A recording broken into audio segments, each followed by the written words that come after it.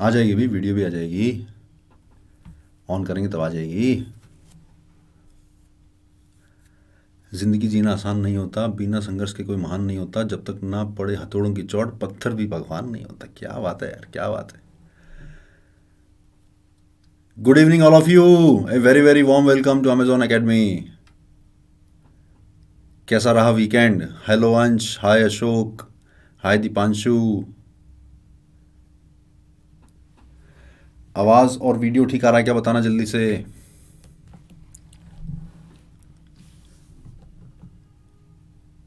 हाय शमीहा, जहीर, हाय जय, अभिषेक। फटाफट से अपने नाम लिख दो यार, कुछ नाम याद हो जाए मेरे को। आज शायद कुछ नए बच्चे हैं।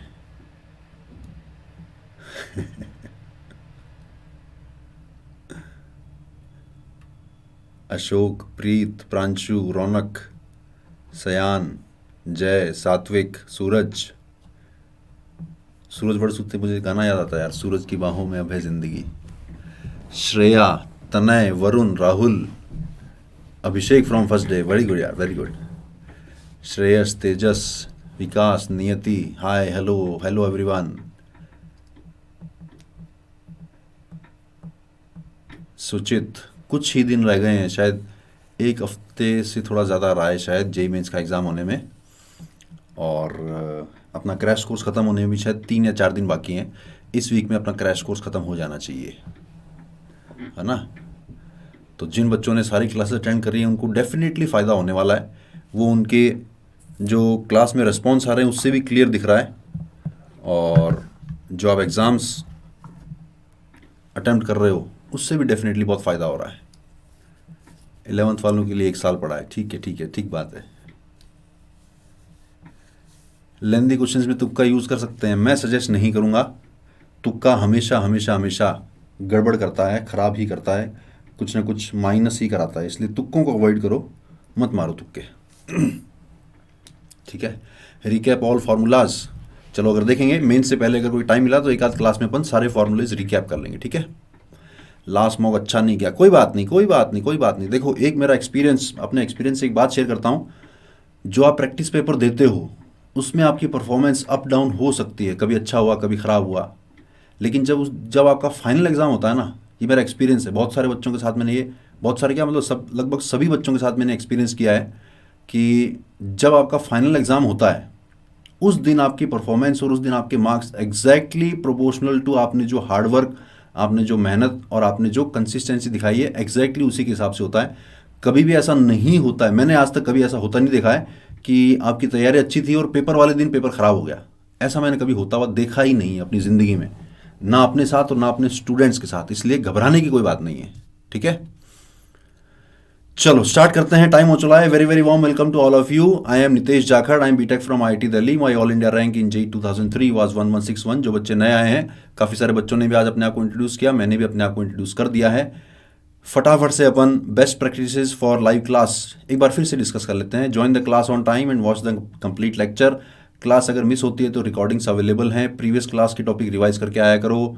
Be polite with your peers and teachers on chat. Do not use uncivilized language. Do not spam in the class. My doubt section एक बड़ा यूनिक सेक्शन है, वहाँ पर आप कोई भी स्टडी से रिलेटेड डाउट पूछ सकते हैं।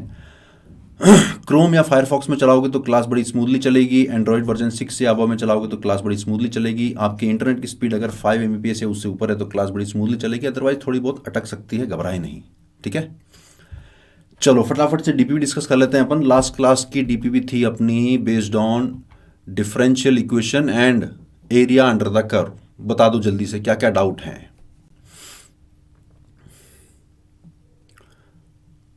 3 and 4 और कोई डाउट? मुझे कुछ नहीं आता है। How did you achieve it sir? Through hard work and consistency. 3 and 4। चलो क्वेश्चन नंबर 3 देखते हैं फटाफट से। क्वेश्चन नंबर 3 थोड़ा सा इसमें नई बात सिखा दूं आपको, एक नई चीज़ सिखा दूं। देखो जरा, x d y divided by x square plus y square, this is equal to y d x upon x square plus y square minus d x. एक नई बात सिखाने जा रहा हूं, हो सकता है काम में आए जेईई मेंस में, ध्यान से देखना। देखो डी ऑफ एक्स वाई अगर कोई पूछे तो मल्टीप्लाई रूल लगाना पड़ेगा। तो पहला फंक्शन इनटू दूसरे का डिफरेंशियल प्लस दूसरा फंक्शन इनटू पहले का डिफरेंशियल, यानी कहीं आपको अगर x d y plus y d x दिखे तो आप उसको डी ऑफ एक्स वाई लिख सकते हो depending on the question. In the same way अगर d of x upon y हो तो यहां पर मुझे डिवीजन रूल लगाना पड़ेगा। तो नीचे वाला फंक्शन इनटू ऊपर वाले का डिफरेंशियल माइनस ऊपर वाला फंक्शन इनटू नीचे वाले का डिफरेंशियल डिवाइडेड बाई नीचे वाले का होल स्क्वायर। यानी कि अगर कहीं आपको y d x minus x d y upon y square दिखे तो पूरे को आप d of x upon y कह सकते हो। अगर कल को ऐसा बन जाए कि एक्स अपॉन वाई बन गया और d of x upon y है तो ध्यान से देखो, ये तो टी डी टी टाइप का लिखा हुआ है ना, इसको अगर इंटीग्रेट करना पड़े तो इसको तो आप डायरेक्टली बोलते हो T square by two. In the same वे ये भी एक्स अपॉन वाई का होल स्क्वायर अपॉन टू ही बनेगा। ये काम की बात है। इतना अगर क्लियर हुआ हो तो इस क्वेश्चन के बारे में थोड़ी सी चर्चा करता हूं, ध्यान से देखना। X d y minus y d x बन रहा है ना, एक तरफ ले आओ, x d y minus y d x divided by x square plus y square, this is equal to minus of d x. तो x d y minus y d x को देखकर मुझे दिल में ऐसा लग रहा है कि यार d of x upon y में क्रिएट होता है, ये d of x upon y होता है y d x minus x d y upon y square, या d of y by x होता तो वो बनता x d y minus y d x divide में एक्स स्क्वायर। कोई भी क्रिएट कर लेते हैं, अपन को x d y minus y d x दिख रहा है तो मुझे डिनोमिनेटर में एक्स स्क्वायर चाहिए। तो मैंने क्या किया, मैंने x d y minus y d x और डिनोमिनेटर में से एक्स स्क्वायर कॉमन निकाल लिया तो बन गया one plus y by x का whole square, this is equal to minus d x. ये स्टेप तो समझ में आ रहा होगा ना। कुछ नहीं किया मैंने, डिनोमिनेटर में से एक्स स्क्वायर कॉमन निकाला है। क्यों निकाला है, ताकि x d y minus y d x upon x square ये पूरी चीज बन गई d of y by x. तो मैं लिखने जा रहा हूं कि ऊपर मेरे पास d of y by x है और नीचे one plus y by x का होल स्क्वायर है। ध्यान से अगर देखो तो ये d t upon one plus t square type का ही तो लिखा हुआ है, यानी इसको इंटीग्रेट करना बड़ा आसान है। और राइट साइड में सिर्फ माइनस डी एक्स बचा है, इसको भी इंटीग्रेट करना बड़ा ही आसान है।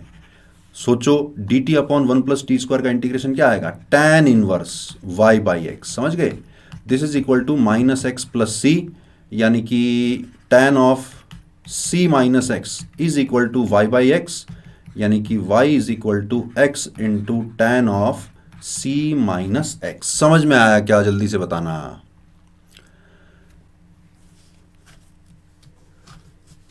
जल्दी से बताना समझ में आया क्या। बढ़िया क्वेश्चन था, कुछ नई बात थी सीखने की, वो मैंने आपको एक्सप्लेन करी है। चलो चलो क्वेश्चन नंबर 4 और पूछा है किसी बच्चे ने, क्वेश्चन नंबर 4 भी देख लेते हैं। क्वेश्चन नंबर 4 देखो भैया।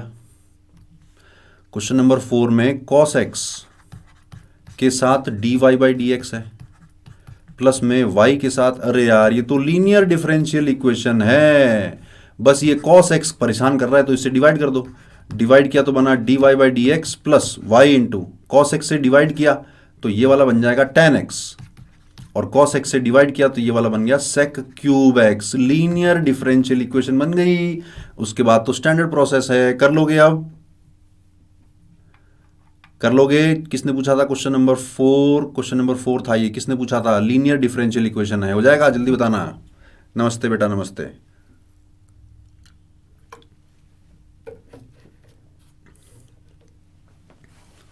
अगर कोई ऐसा बच्चा हो कि सर यहां तक तो मैंने कर लिया तो उसके बाद नहीं हो रहा है तो बता देना। चलो हो जाएगा, वेल डन। एक होमवर्क में अपन लास्ट क्लास में अपन एक क्वेश्चन कर रहे थे और एक कैलकुलेशन मिस्टेक होने की वजह से उसमें टाइम ज़्यादा लग गया था, तो मैंने कहा था इसको होमवर्क में करके लाना। और आप लोगों ने प्रॉमिस किया था, वादा किया था, क्या आपने अपना वादा तोड़ा है या आपने अपना वादा पूरा किया है कि हम इसको घर से करके लाएंगे और लास्ट तक फाइनल आंसर निकाल के लाएंगे। जल्दी से बताना क्वेश्चन ये वाला हो गया है या बताना है, जल्दी जल्दी जल्दी जल्दी।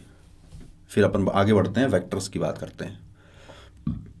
पूरा किया, बहुत बढ़िया बहुत बढ़िया बहुत बढ़िया बहुत बढ़िया बहुत बढ़िया बहुत बढ़िया बहुत बढ़िया बहुत बढ़िया बहुत बढ़िया, डन डन, कर लिया बहुत बढ़िया। चलो फिर अगर ये हो गया है तो अपन स्टार्ट करते हैं फिर अपन वेक्टर अलजेब्रा। वेक्टर अलजेब्रा में चीज़ें बहुत सारी हैं तो लगभग सभी चीज़ों को कवर कर लेंगे अपन, और उनकी थ्योरी, उनके फंडामेंटल क्वेश्चंस को कैसे हैंडल करना है, सारी बातें डिस्कस करेंगे। आप मेरे साथ बने रहना, और रिलेटेड क्वेश्चन जो भी पूछोगे उसका मैं जवाब दूंगा। बताइए सर, एने तुमने तो लिखा, मैंने कर लिया है। क्वेश्चन 8 बताइए। चलो फिर देख लो भैया, देख लो, चलो 2 पेज लगेंगे। चलो तो इस वाले क्वेश्चन में क्या हो रहा है कि d y by d x की वैल्यू आ रही थी -3xy plus y square divided by x square plus x y, और होमोजीनियस है तो y equal to v x put करते हैं तो d y by d x बनता है v plus x d v by d x. और यहाँ पर जब y equal to x put करते हैं तो x स्क्वायर ऊपर नीचे कैंसिल होता है और बनता है माइनस के साथ 3v plus v square divided by v square plus v, divided by 1 plus v. y की जगह vx डाला तो एक v, यहाँ से v स्क्वायर और यहाँ पर v।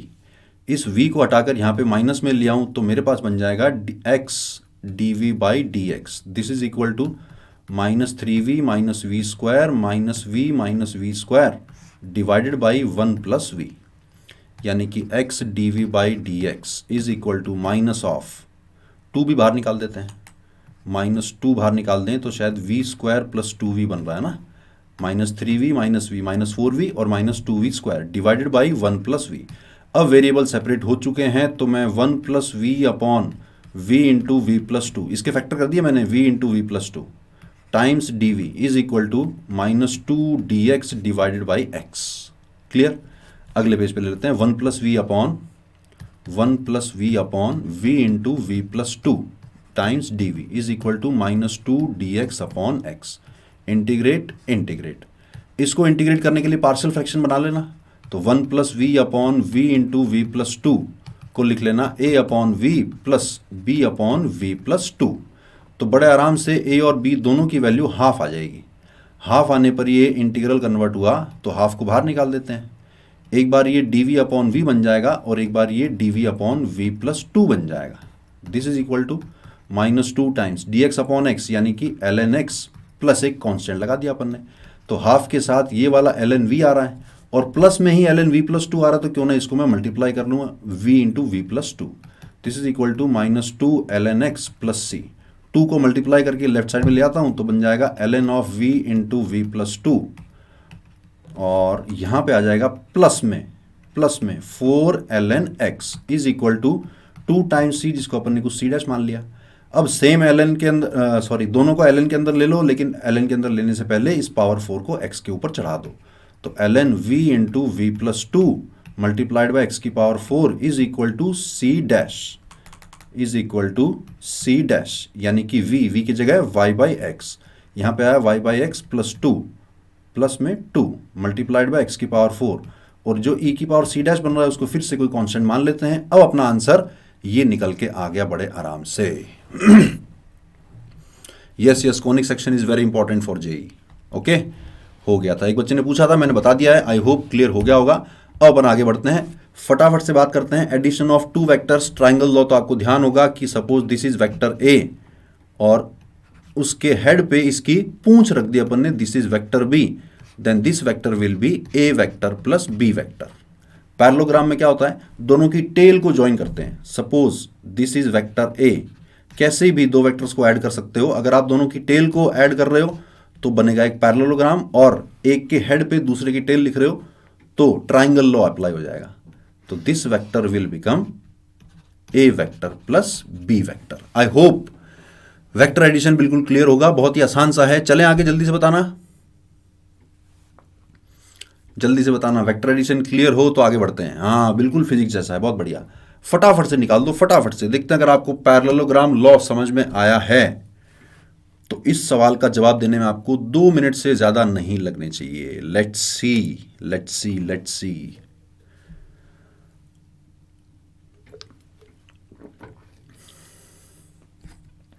तो अपना आंसर जब आप लिखोगे तो वेक्टर भली मत बनाना।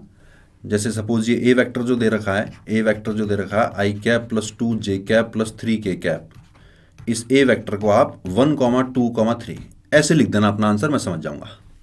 ठीक है, देखें जरा जेई का क्वेश्चन है या नहीं है, मैं कभी कभी आपको बताऊंगा, कभी कभी आपको नहीं बताऊंगा। क्वेश्चन को ध्यान से नहीं पढ़ते हो, यानी क्वेश्चन को ध्यान से नहीं पढ़ते हो, जल्दीबाजी करते हो। यही यही सिर्फ और सिर्फ क्या मतलब, सबसे बड़ी बीमारी यही है आप लोगों की। क्योंकि जेईई मेंस में क्वेश्चन थोड़े से आसान आते हैं, इसलिए क्वेश्चन को देखते ही आप इतने एक्साइटेड हो जाते हो कि अरे वाह कितना आसान क्वेश्चन आया, ये तो मैं फटाफट से कर देता हूं। और फटाफट के चक्कर में कुछ न कुछ इंफॉर्मेशन आप मिस कर देते हो, आपका सवाल हो जाता है गलत। एच जी ने पहली बार में सही जवाब दिया है। आई होप कि जो तुमने डिवाइड बाई 7 बोला है वो सबके डिवाइड में बोला होगा, लेकिन आई थिंक स्टिल तुमने -2 नहीं लगाया है। नीतीश ने ठीक निकाला है 3 6 -2 डिवाइड बाई 7। दूसरा और निकाल दो जरा, दूसरा बताना दूसरा क्या आएगा। Find unit vectors parallel to the diagonals of the parallelogram, यानी दोनों निकालने को बोले हैं। दूसरा निकालो जरा। हाँ 2 आंसर आएंगे यार, बिल्कुल।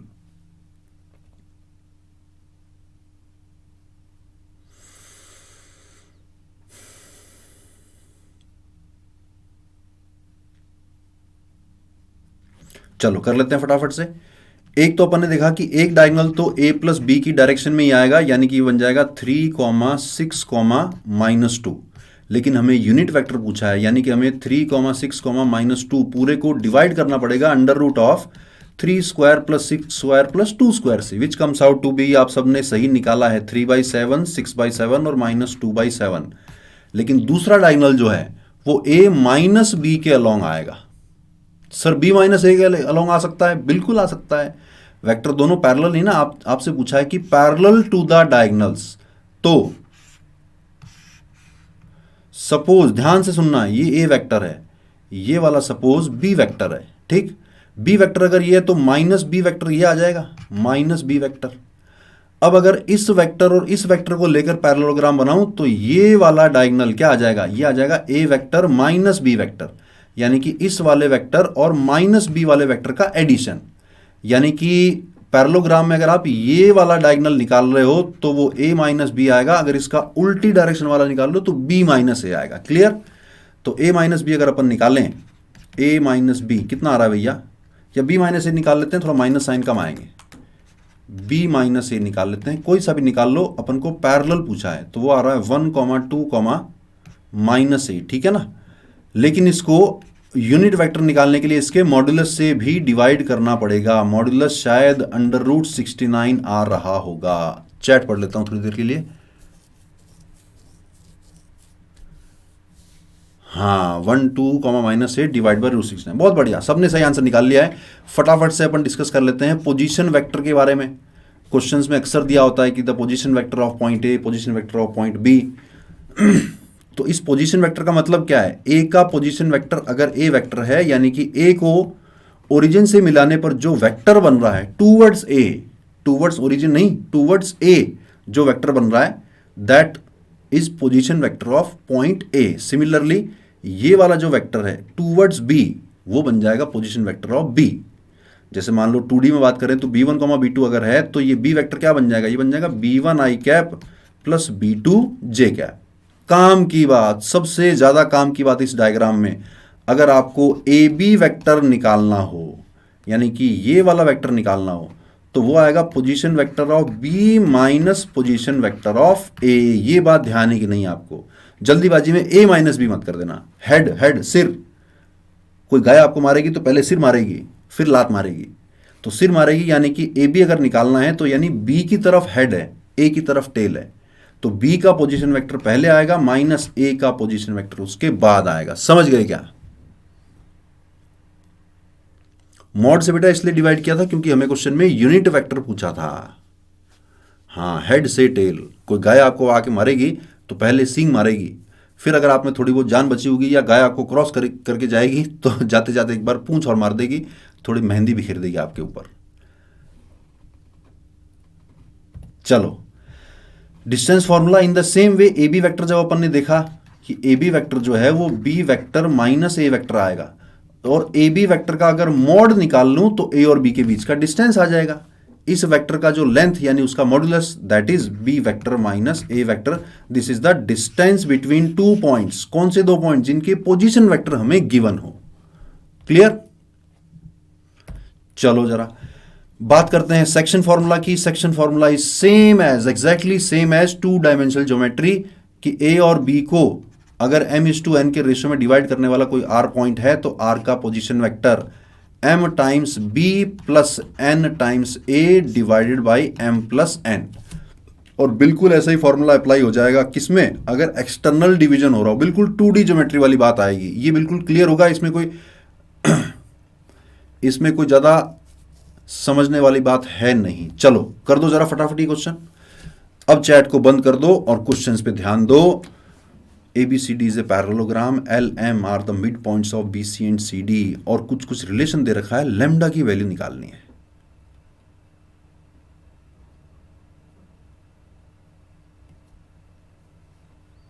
बिल्कुल बिल्कुल वेक्टर के ट्रिपल प्रोडक्ट भी कराएंगे, स्केलर ट्रिपल प्रोडक्ट और वेक्टर ट्रिपल प्रोडक्ट, नोट्स भी मिलेगा बिल्कुल।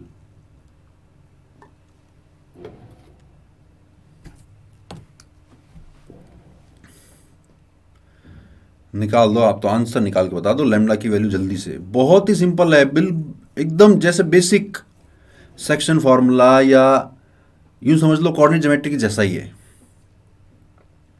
1 नहीं आएगा यार, 1 नहीं आएगा।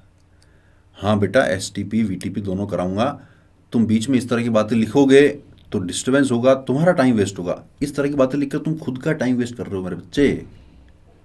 जब तुम्हें पता है कि सिलेबस में है तो पढ़ाऊंगा ना। तुम सवाल पे ध्यान दे नहीं रहे हो, इस तरह की बातें पूछ रहे हो, मैं इस तरह की बातों में आपको समझा रहा हूँ। इतने में तो सवाल कर लेते, अपन आगे बढ़ जाते।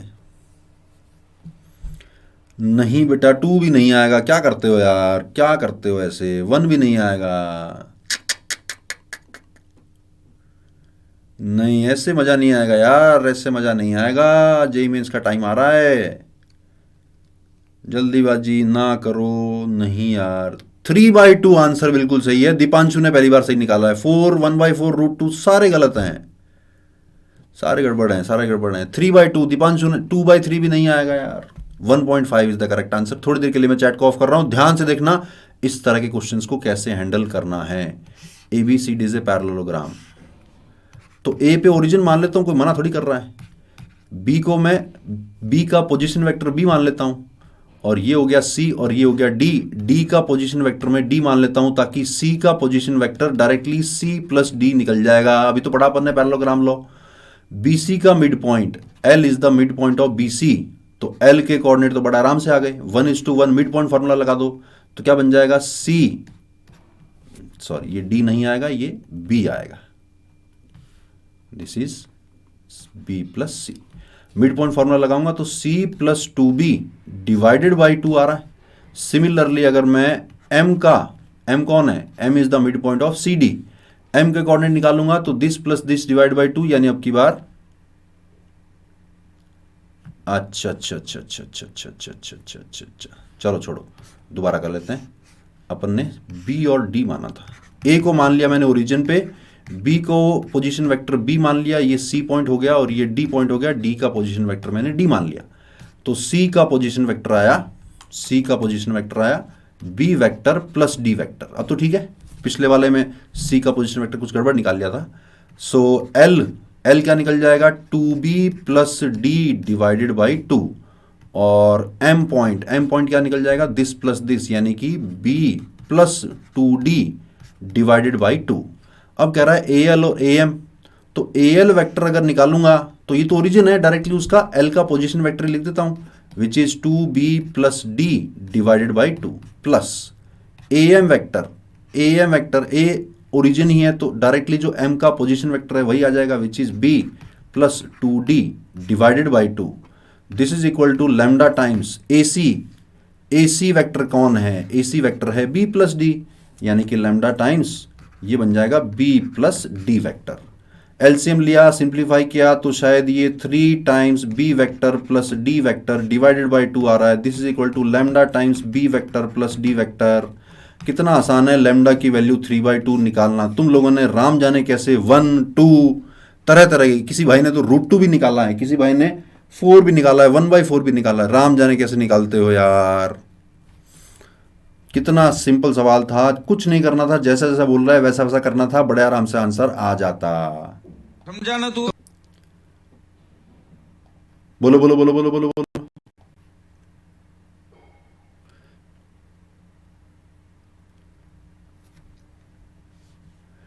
मिड पॉइंट कैसे निकाला? अरे बेटा, ये अगर ए, इस पॉइंट का पोजीशन वेक्टर अगर ए है और इसका अगर पोजीशन वेक्टर बी है, तो मिड पॉइंट का क्या आ जाएगा? A plus b by two. Simple तो है, कोऑर्डिनेट ज्योमेट्री जैसा ही तो है बिल्कुल। हाँ हाँ बिल्कुल, ऐसे क्वेश्चन आते हैं मेरे बच्चे, ऐसे क्वेश्चन आते हैं। Got it. चलो आगे बढ़ते हैं फिर। कोलिनियर वेक्टर जल्दी जल्दी में आंसर गलत हो गया, बहुत बढ़िया। चलो, two vectors are said to be collinear if their supports are parallel disregard to their direction. Collinear vectors are also called parallel vectors if they have the same direction, then they are called like vector, otherwise called unlike vector. Collinear vector, parallel vector same सी बात है, कोई ज्यादा फर्क नहीं है। बस इतना फर्क है कि अगर दोनों की डायरेक्शन सेम है तो इनको अपन लाइक वेक्टर बोल देते हैं, दोनों की डायरेक्शन अगर ऑपोजिट है तो इनको अपन अनलाइक वेक्टर बोल देते हैं। कोई ज्यादा काम की बात नहीं है। काम की बात क्या है कि अगर दो वेक्टर्स ए और बी कोलिनियर हैं तो always use a vector is equal to lambda times B vector. क्यों? क्योंकि ए और बी अगर कोलिनियर है तो दोनों की डायरेक्शन तो सेम हो गई। वेक्टर क्या बताता है? एक तो डायरेक्शन बताता है और एक मैग्नीट्यूड यानी उसकी लेंथ बताता है। तो अगर ए वेक्टर और बी वेक्टर दोनों कोलिनियर है यानी डायरेक्शन तो सेम है, फर्क सिर्फ मॉड्यूलस का या लेंथ का पड़ेगा। तो लेंथ का फर्क पड़ रहा है, वो लैम्डा मल्टीप्लाई कर दिया ना अपन ने, कोई ना कोई तो रेशियो निकलेगा ही। तो जब भी क्वेश्चन में कोलिनियर वेक्टर की बात आए, दिमाग में घंटी बजनी चाहिए कि a vector should be lambda times B vector. जब भी कोलिनियर की बात आए क्वेश्चन में, दिमाग में घंटी बजनी चाहिए, A vector will be equal to lambda times B vector. Similarly अगर आपको ए वेक्टर और बी वेक्टर आई, जे और के की फॉर्मेट में दे दिए हैं, अगर वो कोलिनियर हैं तो directly a one upon a two is equal to a two upon b two is equal to a three upon b three. Simple है ना ये तो यार, जानते ही हो कि ये ए आई वाले रेशो, जे वाले रेशो और के वाले रेशो सेम होने चाहिए। इसको अगर इससे देखोगे तो समझ में आएगा कि ये लैम्डा के बराबर होना चाहिए। बात तो वही है।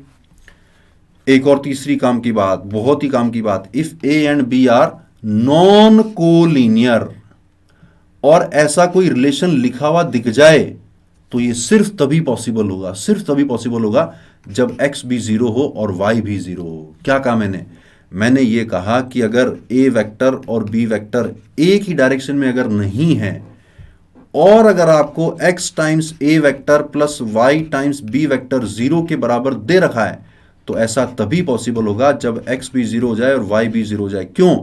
क्योंकि अगर दोनों जीरो नहीं है तो a vector is equal to minus y by x times b vector, यानी कि लैम्डा टाइम्स बी वेक्टर आ गया ना, यानी ए और बी कोलिनियर हो गए फिर तो।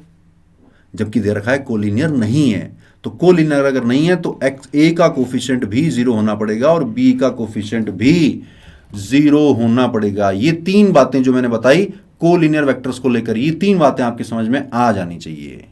समझाना तू, बता दो जल्दी से, समझ में आई क्या?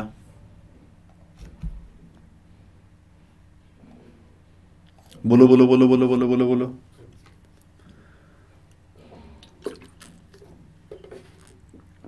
आ गई समझ, क्लियर? तो करो ये वाला क्वेश्चन, करो जरा। बताऊंगा नहीं जेई में आया हुआ या नहीं आया। आज जितने भी क्वेश्चन कराऊंगा किसी में भी ये बताने वाला नहीं हूं। देखते हैं कि आपकी एक्यूरेसी क्या रहती है, क्योंकि मैं ये देख चुका हूं कि जब बता देता हूं कि जेई में इसका क्वेश्चन है, आप कुछ ना कुछ जल्दीबाजी कर लेते हो। वंस मोर देखो, ये वाला क्वेश्चन जो करूंगा ना उसमें बिल्कुल सारी वही वाली बातें आएंगी, तब क्लियर हो जाएगा एकदम।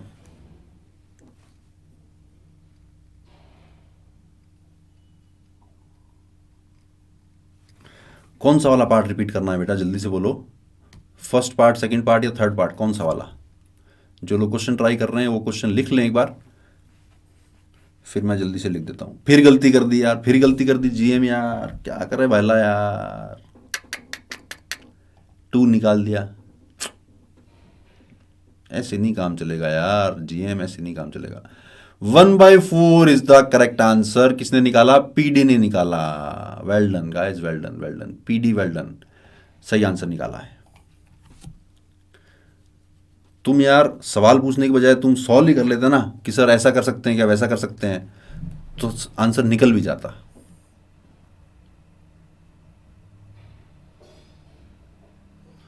बहुत बढ़िया, बहुत बढ़िया, बहुत बढ़िया। देखो चलो ध्यान से देखना, ए वेक्टर और बी वेक्टर तो हैं नॉन कोलिनियर, रिपीट ऑल। चलो मैं क्वेश्चन सॉल्व कर देता हूँ फिर दोबारा बता देता हूँ, ठीक है। क्वेश्चन की बात आ गई है तो मैं बता देता हूँ।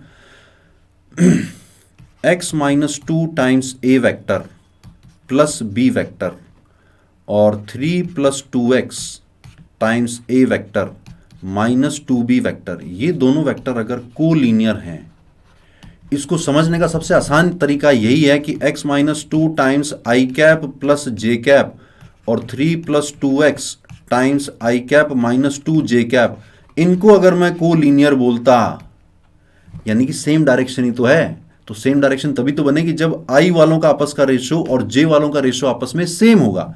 यानी कि जब x minus 2 upon 3 plus 2x will be equal to, क्या किया मैंने, this upon this will be equal to this upon this, क्या आ रहा है वो 1 अपॉन माइनस 2।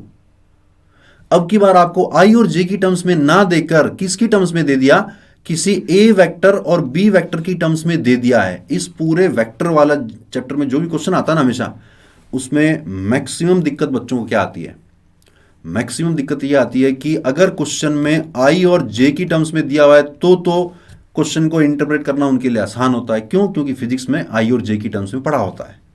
लेकिन अगर क्वेश्चन में ए और बी और सी की टर्म्स में सारा कुछ दे दिया तो आपको लगता है सर ये क्या हो गया, ये तो कुछ गड़बड़ है, कुछ नया सा है, मैं तो समझ नहीं पा रहा हूं क्वेश्चन। तो ध्यान से समझना कि अगर ऐसा भी दिया है और आपको बोल दिया कि ए बी सी नॉन कोलिनर है या नॉन कोप्लेनर है, यानी कहानी सेम ही चल रही है। तो आई और जे की बजाय जब उसने ए और बी वेक्टर ही दिए सिर्फ आपको, लेकिन ये बोल दिया कि ए और बी नॉन कोलिनर है, तो यूं समझ लो यार एक आई एक जे है। आई और जे अगर है तो ऐसा क्वेश्चन अगर आपके सामने होता तो ये वाला रिलेशन लगाते ना आप, तो सिमिलरली इस वाले के लिए भी सेम रिलेशन लगा दो। क्रॉस मल्टीप्लाई किया तो बना minus 2x plus 4, this is equal to 3 plus 2x, यानी कि 1 इज इक्वल टू 4x, यानी x इज इक्वल टू 1/4। बहुत मुश्किल सवाल था सर ये तो, पता नहीं क्या कैसे, समझ ही नहीं आ रहा सर। बोलो बोलो बोलो बोलो बोलो बोलो बोलो बोलो, समझे कि ना समझे? जिन्होंने पूछा है कि सर दोबारा रिपीट करना पिछला पार्ट, मैं भी रिपीट करूंगा। पहले बताओ क्वेश्चन समझ में आया कि नहीं आया, कैसे हैंडल करना है, डिवाइड क्यों किया।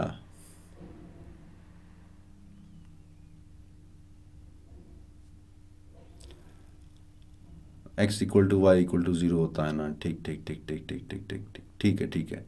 जो जो आपके डाउट है मैं सारे अभी क्लियर कर देता हूं, ठीक है। चलो चैट को मैंने ऑफ किया है, मैं आपके डाउट क्लियर करने जा रहा हूं, ध्यान से सुनना। अगर मैं आपको कहूं कि x i cap plus y j cap एक जीरो वेक्टर है, नल वेक्टर है, तो क्या ख्याल आएगा आपके दिल में? जिन्होंने ये पूछा ना कि x equal to y equal to 0 होता है ना, जिसका ये डाउट था, किसका था ये डाउट? एस जे का ये डाउट था। एस जे तुमसे मेरा एक सवाल है, अगर मैं कहूं कि x i cap plus y j cap मिलके अगर नल वेक्टर बन रहा है तो तुम्हारे दिल में क्या ख्याल आता है? सिर्फ वही बताएगा। कौन? जिसने पूछा था ये डाउट, किसने पूछा था ये? S J. S J please tell me, x i cap plus y j cap अगर मिलकर जीरो वेक्टर बनता है तो एक्स और वाई के बारे में तुम्हारा क्या ख्याल है? दोनों जीरो होंगे। अरे यार तुम क्यों जवाब दे रहे हो, उसको बंदे को देने दो, वो जवाब नहीं दे रहा है। चलो समझ गया ना कि x को भी जीरो होना पड़ेगा और y को भी जीरो होना पड़ेगा। इन द सेम वे मैं क्या समझा रहा हूं आपको कि वेक्टर वाले सवाल चैप्टर में अक्सर आपको i और j के ना देकर ऐसा दे दिया कि x times a vector plus y times b vector अगर जीरो है, नल वेक्टर है, तो x को भी जीरो होना पड़ेगा, y को भी जीरो होना पड़ेगा, लेकिन तभी होना पड़ेगा जब a और b सेम डायरेक्शन में ना हो। देखो ना, i कैप और j कैप सेम डायरेक्शन में नहीं होते हैं। इन द सेम वे अगर a और b सेम डायरेक्शन में ना हो, यानी कि नॉन कोलिनियर हो, तो x times a plus y times b तभी पॉसिबल होगा इक्वल टू 0, तब x और y दोनों जीरो हो। अब सोचो अगर मैं कहूं कि i cap plus j cap और 2i cap plus 2j cap, जल्दी से बताओ सेम डायरेक्शन में जा रहे हैं क्या? जल्दी से बताना।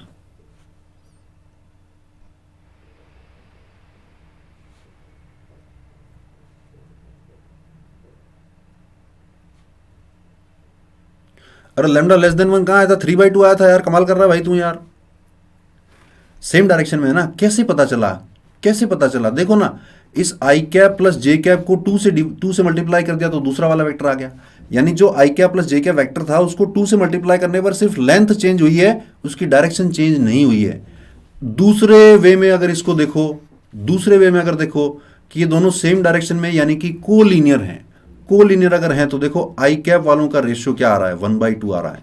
जे कैप वालों का रेशियो क्या आ रहा है, 1/2 आ रहा है। वही तो मैंने कहा, क्या कहा मैंने, कि अगर x1 times A vector plus y1 times B vector और x2 times A vector plus y2 times B vector, ये दोनों अगर सेम डायरेक्शन में जा रहे हैं तो ऐसा तभी पॉसिबल होगा जब x1 अपॉन x2 और y1 अपॉन y2 सेम हो। लेकिन ए और बी अलग अलग डायरेक्शन में होनी चाहिए। देखो आई कैप और जे कैप, आई कैप और जे कैप अलग अलग डायरेक्शन में है, यानी ए और बी नॉन कोलिनियर होने चाहिए। उस केस में ये वाली कंडीशन लागू हो जाएगी। अब समझ में आया क्या? एकदम क्लियर हो गया, बहुत बढ़िया। चलो आगे बढ़ते हैं।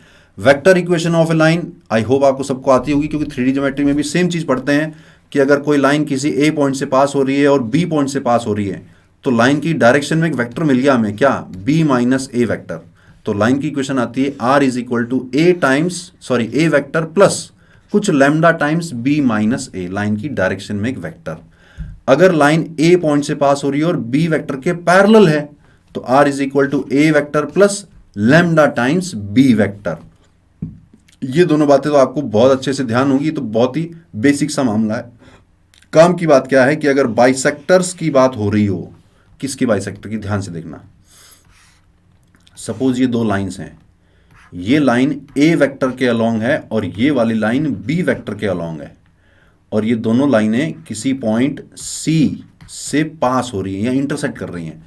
तो अगर इसका बाइसेक्टर निकालना हो मुझे, तो लाइन की इक्वेशन निकालने के लिए दो ही चीज चाहिए होती हैं। एक तो कोई पॉइंट चाहिए होता है जहां से वो लाइन पास कर रही हो, दूसरा उस लाइन की डायरेक्शन में एक वेक्टर चाहिए होता है।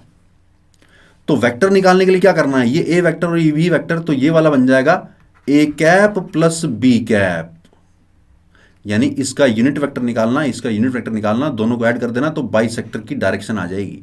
दूसरे वाले बाइसेक्टर की डायरेक्शन क्या आ जाएगी, A cap minus B cap आ जाएगी। ये बात समझ गए कि ना समझे, जल्दी बताना। आती है, ये बात भी आती है, बहुत बढ़िया।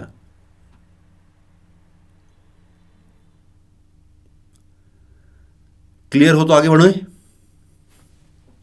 Vector equation of A line clear होनी चाहिए।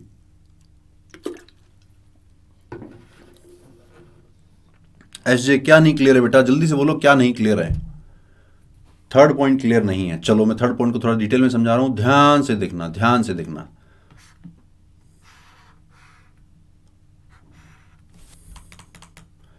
सपोज ये एक रोम्बस है, सपोज ये एक रोम्बस है, ठीक। ये वाला वेक्टर ए कैप है और ये वाला वेक्टर बी कैप है, तभी तो रोम्बस बनेगा। दोनों साइड की लेंथ सेम होगी तभी तो रोम्बस बनेगा। तो ए कैप और बी कैप दोनों की लेंथ 1 है, दोनों की लेंथ 1 है, ठीक है। और जो डायगोनल होता है, डायगोनल की डायरेक्शन क्या आएगी, A cap plus B cap आएगी, बिल्कुल ठीक है। और रोम्बस का जो डायगोनल होता है वो इस एंगल को बाइसेक्ट भी करता है। ये तो ज्योमेट्री हो गई।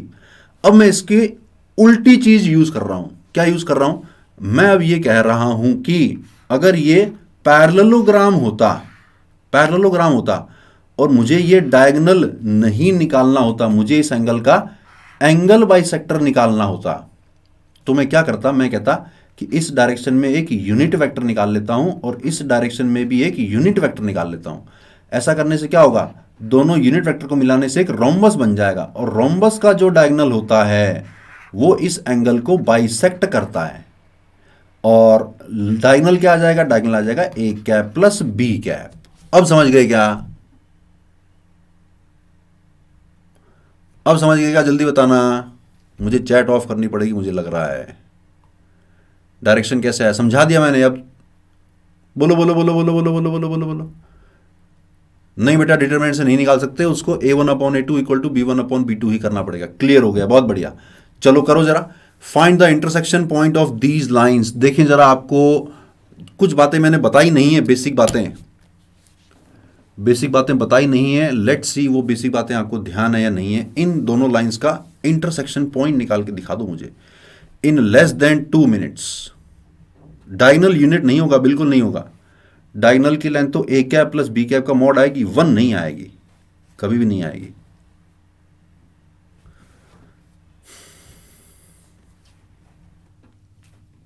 निकालो जरा, निकालो निकालो निकालो निकालो। वेल डन क्रिस्टल क्लियर, बहुत बढ़िया। हाय सागर, क्वेश्चन कर दो फटाफट से।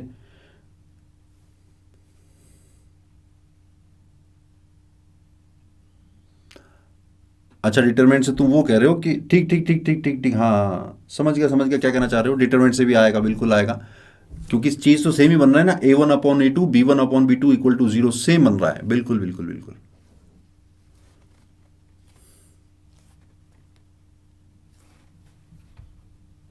वेक्टर्स एंड 3D नहीं आते।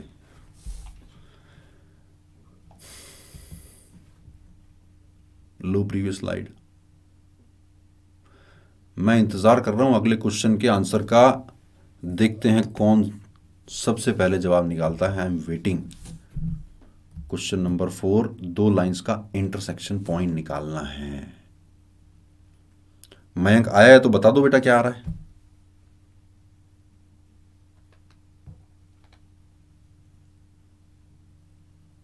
ईगरली waiting, less than 2 minutes. Mu equal to 1 तो नहीं पूछा मैंने, तो पॉइंट पूछा है। पॉइंट क्या आएगा, इंटरसेक्शन पॉइंट क्या आएगा। म्यू इक्वल टू कितना आएगा वो थोड़ी पूछ रहा हूं मैं यार।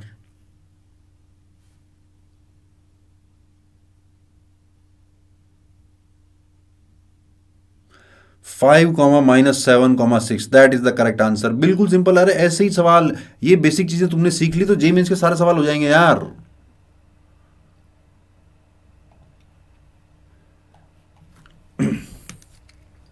हाँ हाँ, 5, -7, 6, कई बच्चों ने निकाल लिया सही जवाब। जिनको नहीं आते इस तरह के क्वेश्चन हैंडल करना, ध्यान से सुनना काम की बात जो मैंने बताई नहीं थी, विच आई वॉज अज्यूमिंग कि आपको ध्यान होगी। इस लाइन पे अगर कोई जनरल पॉइंट लेना हो तो देखो आई कैप का कोफिशिएंट क्या आ रहा है, वो आ रहा है 1+2 लैम्डा टाइम्स आई कैप। और जे कैप के साथ क्या आ रहा है, जे कैप के साथ आ रहा है -1 -3 लैम्डा। और के कैप के साथ क्या आ रहा है, के कैप के साथ आ रहा है 8 लैम्डा -10। तो इस लाइन पर कोई जनरल पॉइंट क्या ले लूं, 1+2 lambda comma -1 -3 lambda comma 8 lambda -10। ये पहली वाली लाइन पे एक जनरल पॉइंट ले लिया मैंने। सिमिलरली दूसरी वाली लाइन पे जनरल पॉइंट देखो क्या आ जाएगा, 4+μ, ये तो आई कैप के साथ आ रहा है, -3 -4μ, ये जे कैप के साथ आ रहा है, और के कैप के साथ क्या आ रहा है, 7μ -1। अगर दोनों लाइनें इंटरसेक्ट कर रही हैं तो उनका जो कॉमन पॉइंट होगा वो ये भी हो सकता है और ये भी हो सकता है, यानी दोनों हो सकता है। दोनों होने का मतलब उधर से और इधर से कैसे भी निकाल लूं, दोनों सेम पॉइंट बनने चाहिए। दोनों सेम पॉइंट तभी बनेंगे जब एक्स कोऑर्डिनेट मैच कर जाए, वाई कोऑर्डिनेट मैच कर जाए और जेड कोऑर्डिनेट भी मैच कर जाए। यानी कि 1+2 लैम्डा 4+μ के बराबर हो जाए, -1 -3 लैम्डा -3 -4μ के बराबर हो जाए, और 8 लैम्डा -10 7μ -1 के बराबर हो जाए। शायद म्यू की वैल्यू 1 आती है और लैम्डा की वैल्यू 2 आती है। लैम्डा की वैल्यू 2 नहीं, कुछ कुछ गड़बड़ हो गई है, कुछ गड़बड़ हुई है। म्यू की वैल्यू 1, 4 + 1 5, ठीक तो है, ठीक तो है। म्यू की वैल्यू 1 और लैम्डा की वैल्यू 2। अब सुनना एक बात बहुत ही ध्यान से, बहुत ही ज़्यादा ध्यान से सुनना। अभी मैंने क्या किया, मैंने एक्स कोऑर्डिनेट और वाई कोऑर्डिनेट को इक्वल करके लैम्डा और म्यू की वैल्यू निकाल ली, और मैं खुश हो गया कि मेरा इंटरसेक्शन पॉइंट आ चुका है। लेकिन ज़रूरी नहीं है, हो सकता है वो दोनों लाइन एक दूसरे को इंटरसेक्ट ही ना कर रही हों। ऑप्शन में डी ऑप्शन दे रखा हूं, नन ऑफ दीज। क्यों नहीं इंटरसेक्ट कर रही हूं, स्क्यू लाइंस, एक इधर जा रही है एक इधर जा रही है। तो लैम्डा और म्यू को सॉल्व करके मैंने लैम्डा और म्यू की वैल्यू निकाली। मुझे एक काम और करना चाहिए कि चेक करना चाहिए कि ये दोनों वैल्यूज z कोऑर्डिनेट को भी सेम बना रही है या नहीं बना रही है। लैम्डा को 1 डालने पर z कोऑर्डिनेट क्या आ रहा है, -2। म्यू को 1 डालने पर, सॉरी लैम्डा को 2 डालने पर z कोऑर्डिनेट क्या आ रहा है, 6। और म्यू को 1 डालने पर z कोऑर्डिनेट आ रहा है 6। यानी कि सब कुछ सही है, दोनों लाइनें इंटरसेक्ट कर रही हैं। ठीक, इंटरसेक्ट कर रही है तो अब या तो लैम्डा की वैल्यू डाल दो या म्यू की वैल्यू डाल दो, और पॉइंट आ जाएगा 5, -7, 6। This is our final answer. जो काम की बात मैंने बताई लास्ट वाली वो याद रहेगी, समझे कि ना समझे। हाँ, थर्ड इक्वेशन में सेटिस्फाई करनी चाहिए। एसवी ने बिल्कुल सही बोला है।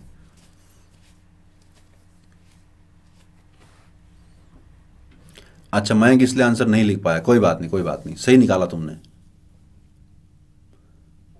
गुड गुड गुड गुड, समझ गए। चलो आगे बढ़ते हैं फिर। कोलिनियरिटी ऑफ 3 पॉइंट्स, चैट को मैं ऑफ कर रहा हूं। बिल्कुल आता है भैया, बिल्कुल आता है, बिल्कुल आता है। Collinearity of 3 points, 3 point a b और सी अगर कोलिनियर हैं तो आपको एक चीज हमेशा दिमाग में, सबसे पहले दिमाग में क्या आना चाहिए कि ए बी वैक्टर निकाल लूं, that should be lambda times B C vector. ये अलग अलग कंडीशनें बता रहा हूं, अलग अलग क्वेश्चन में अलग अलग कंडीशन, अलग अलग रूप में, अलग अलग तरीके से काम में आ सकती है। 3 points A B C will be collinear if A B is equal to A B vector is equal to lambda times B C vector, क्योंकि सेम डायरेक्शन बन रही है ना, तो कोलिनियरिटी वाली वो वाली कंडीशन यूज कर ली मैंने। दूसरा point, 3 points with position vector A, B, C respectively are collinear if and only if there exist scalars x, y, z not all zero simultaneously such that xa plus ya, yb plus zc equal to 0 where x plus y plus z is equal to 0। नहीं आया sir समझ में, क्या कह दिया, समझा रहा हूं, ध्यान से देखना, ध्यान से देखना। अगर 3 पॉइंट, कौन कौन से, A पॉइंट, B पॉइंट और C पॉइंट, अगर ये तीनों पॉइंट कोलिनियर हैं, अगर ये तीनों पॉइंट कोलिनियर हैं, तो अगर सवाल में कुछ ऐसा दे दिया कि x times a vector plus y times b vector plus z times c vector 0 के बराबर है, तो बताओ x plus y plus z क्या होगा। मेरे भाइयों, x plus y plus z को 0 होना पड़ेगा। उल्टा भी समझ सकते हो कि अगर ये दे दिया है तो ये होना बहुत ही जरूरी है। और कभी कभी ऐसा दे सकता है कि suppose lambda -1 times A vector plus 2 lambda -5 times B vector plus 3 lambda plus 4 times C vector is equal to 0 given where A point, B point and C point are collinear, find lambda. तो ये point अगर collinear हैं तो इस relation में देखो x times A vector plus y times B vector plus z times C vector equal to 0 type का दे रखा है। इसका मतलब क्या होना पड़ेगा, x plus y plus z को 0 होना पड़ेगा। जैसे ही आप lambda -1 plus 2 lambda -5 plus 3 lambda plus 4 को 0 करोगे, लैम्डा की वैल्यू आ जाएगी। थोड़ा सा मुश्किल है समझना, एक बार और एक्सप्लेन कर रहा हूं, ध्यान से सुनना। अगर ये तीनों पॉइंट ये और ये, अगर ये तीनों पॉइंट एक ही लाइन पे लाई कर रहे हैं और कल को क्वेश्चन में ऐसा दे दिया जाए कि lambda -1 times A vector plus 2 lambda -5 times B vector plus 3 lambda plus 4 times C vector, ये रिलेशन अगर सेटिस्फाई हो रहा है, फाइंड लैम्डा, तो ऐसे में क्या कर देना आप, lambda -1 plus 2 lambda -5 plus 3 lambda plus 4 equal to 0 कर देना, लैम्डा की वैल्यू आ जाएगी। ये बात समझ में आई तो मैं आगे बढ़ता हूं, जल्दी से बताना।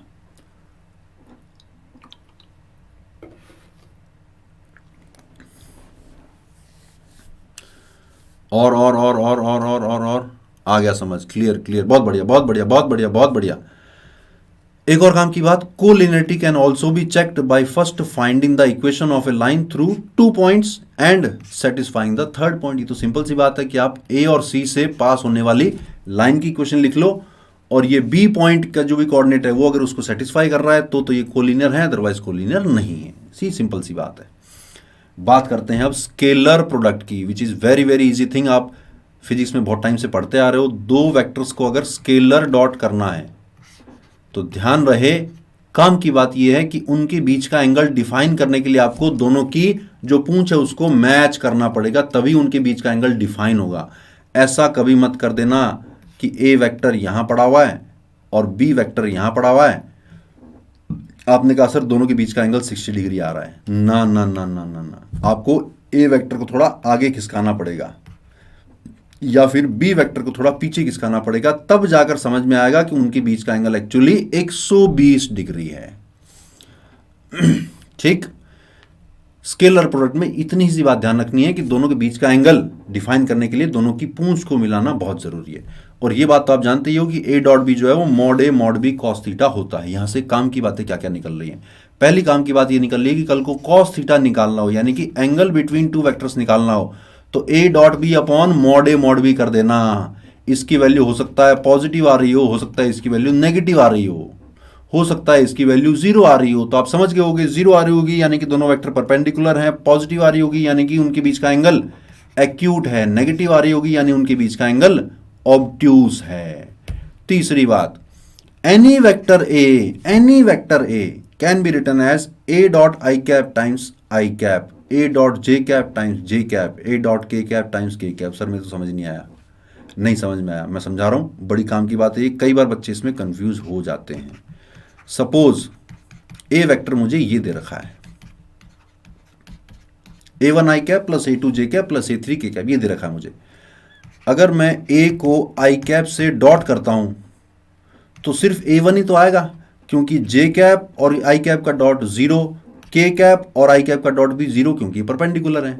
यानी कि a1 की जगह ये जो a1 दिख रहा था, इस a1 की जगह सिर्फ क्या डाल दिया मैंने, a डॉट आई कैप डाल दिया, वही तो लिखा है a डॉट आई कैप इसका x कंपोनेंट है, a डॉट जे कैप इसका y कंपोनेंट है, a डॉट के कैप इसका z कंपोनेंट है। कभी कभी इस तरह की चीज यूज में जब आती है तो बच्चे कंफ्यूज हो जाते हैं कि सर ये a डॉट आई कैप क्या है, ये उसका x कंपोनेंट है, a डॉट जे कैप क्या है, उसका y कंपोनेंट है, a डॉट के कैप क्या है, उसका z कंपोनेंट है। समझ नहीं आया? कौन सा पार्ट समझ में नहीं आया बेटा? चलो जब क्वेश्चन करेंगे तो बच्चे जब क्वेश्चन कर रहे होंगे मैं तुम्हें ये वाला पार्ट दोबारा समझा दूंगा। फिलहाल ये तीसरा पॉइंट क्लियर हुआ कि नहीं हुआ कि any vector can be written as उसका x component a dot i cap, उसका y component a dot j cap, उसका z component a dot k cap. Clear clear clear clear, बहुत बढ़िया बहुत बढ़िया बहुत बढ़िया। क्वेश्चन कर दो फटाफट से, क्वेश्चन को नोट डाउन करना, फिर जो बच्चे का पिछला डाउट था वो मैं एक्सप्लेन करता हूं अभी।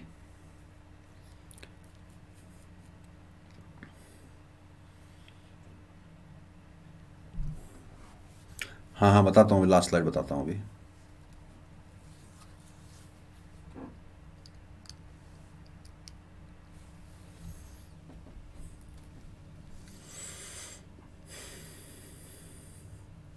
चलो ये वाले स्लाइड, इसका तुम्हें शायद दूसरा पॉइंट समझ में नहीं आया होगा ना, दूसरा पॉइंट समझ में नहीं आएगा, मैं तुम्हें एक बार और एक्सप्लेन कर देता हूं।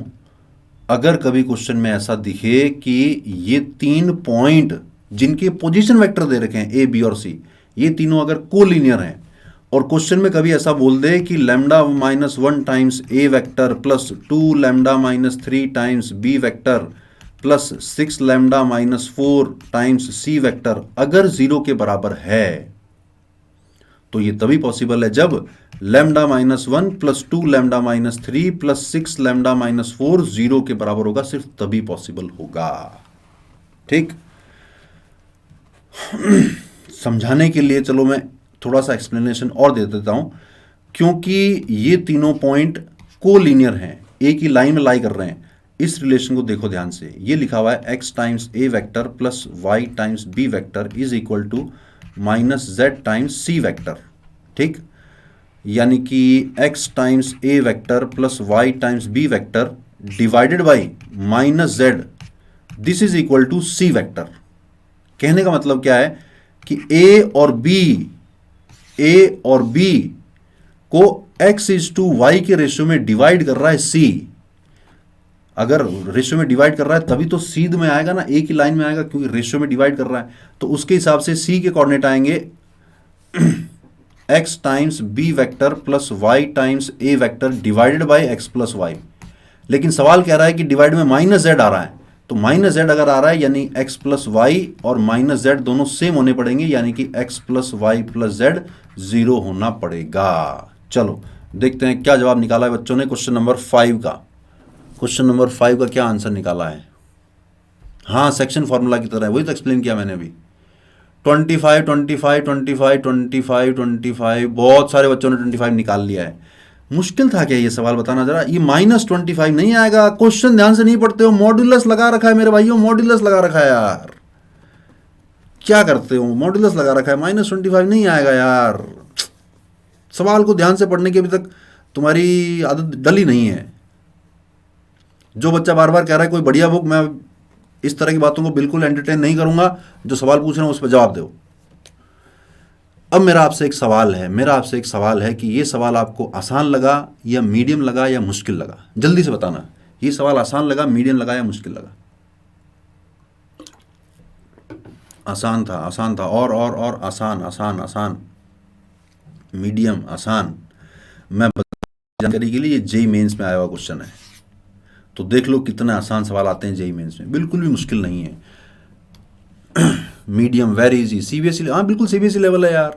देखो ए प्लस बी प्लस सी, जीरो दे रखा है, दोनों तरफ स्क्वायर कर दो। वेक्टर का स्क्वायर समझते हो ना, तो ये बनेगा ए वेक्टर का स्क्वायर प्लस बी वेक्टर का स्क्वायर प्लस सी वेक्टर का square plus 2 times sigma A dot B, कह दिया मैंने, उसका मतलब समझ जाओ कि A dot B plus B dot C plus C dot A, this is equal to zero.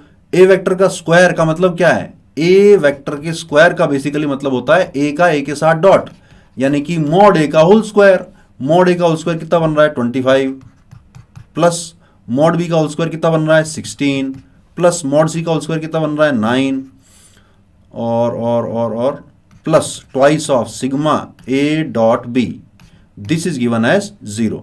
16 और 9 25, 25 और 25 50, तो सिग्मा ए डॉट बी की वैल्यू -25 आ रही, but -25 is not the answer, क्योंकि आपसे इसकी एब्सोल्यूट वैल्यू पूछी है, यानी कि आंसर विल बी 25। कुछ नहीं था इसमें, बिल्कुल सही। चलो आगे बढ़ते हैं, ये करो जरा। A line is passing through a given point and is parallel to this given vector, find the distance of this point from this line.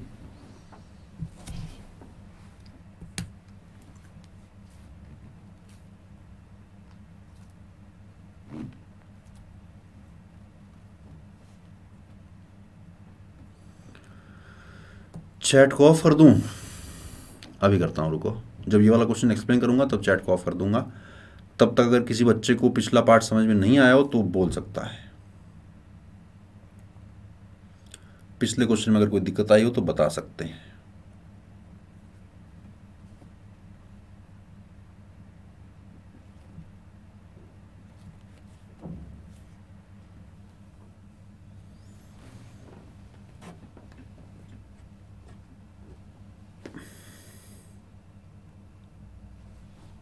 Clear, good.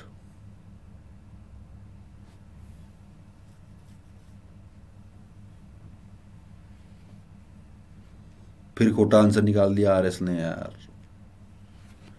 फिर गड़बड़ कर दी।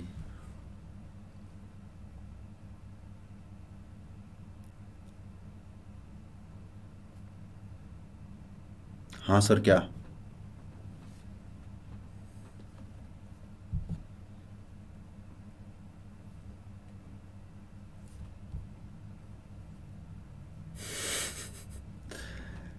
मेरे से सवाल मत पूछो यार, सवाल पूछने का हक सिर्फ मुझे है। जब मैं एक्सप्लेन कर दूं उसके बाद जरूर पूछ लेना कि सर ये वाला पार्ट कैसे आया, ये बात समझ में नहीं आई।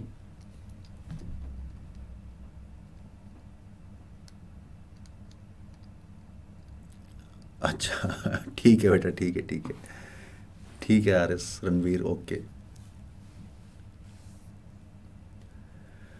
रणवीर तुम तो आंसर निकाल दो सही से। खोटा कर दिया, फिर खोटा कर दिया, फिर खोटा कर दिया, ऐसे क्या कर रहे हो यार? लगता है 2√5 ना भाईला, ना तो 5/3 आएगा ना 2√5 आएगा। फिर 5/3 निकाल दिया एक और बच्चे ने यार, ऐसे क्या कर रहे हैं यार?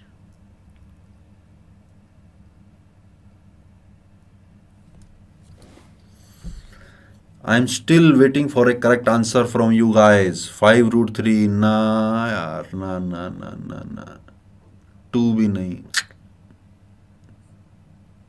10√2 भी नहीं,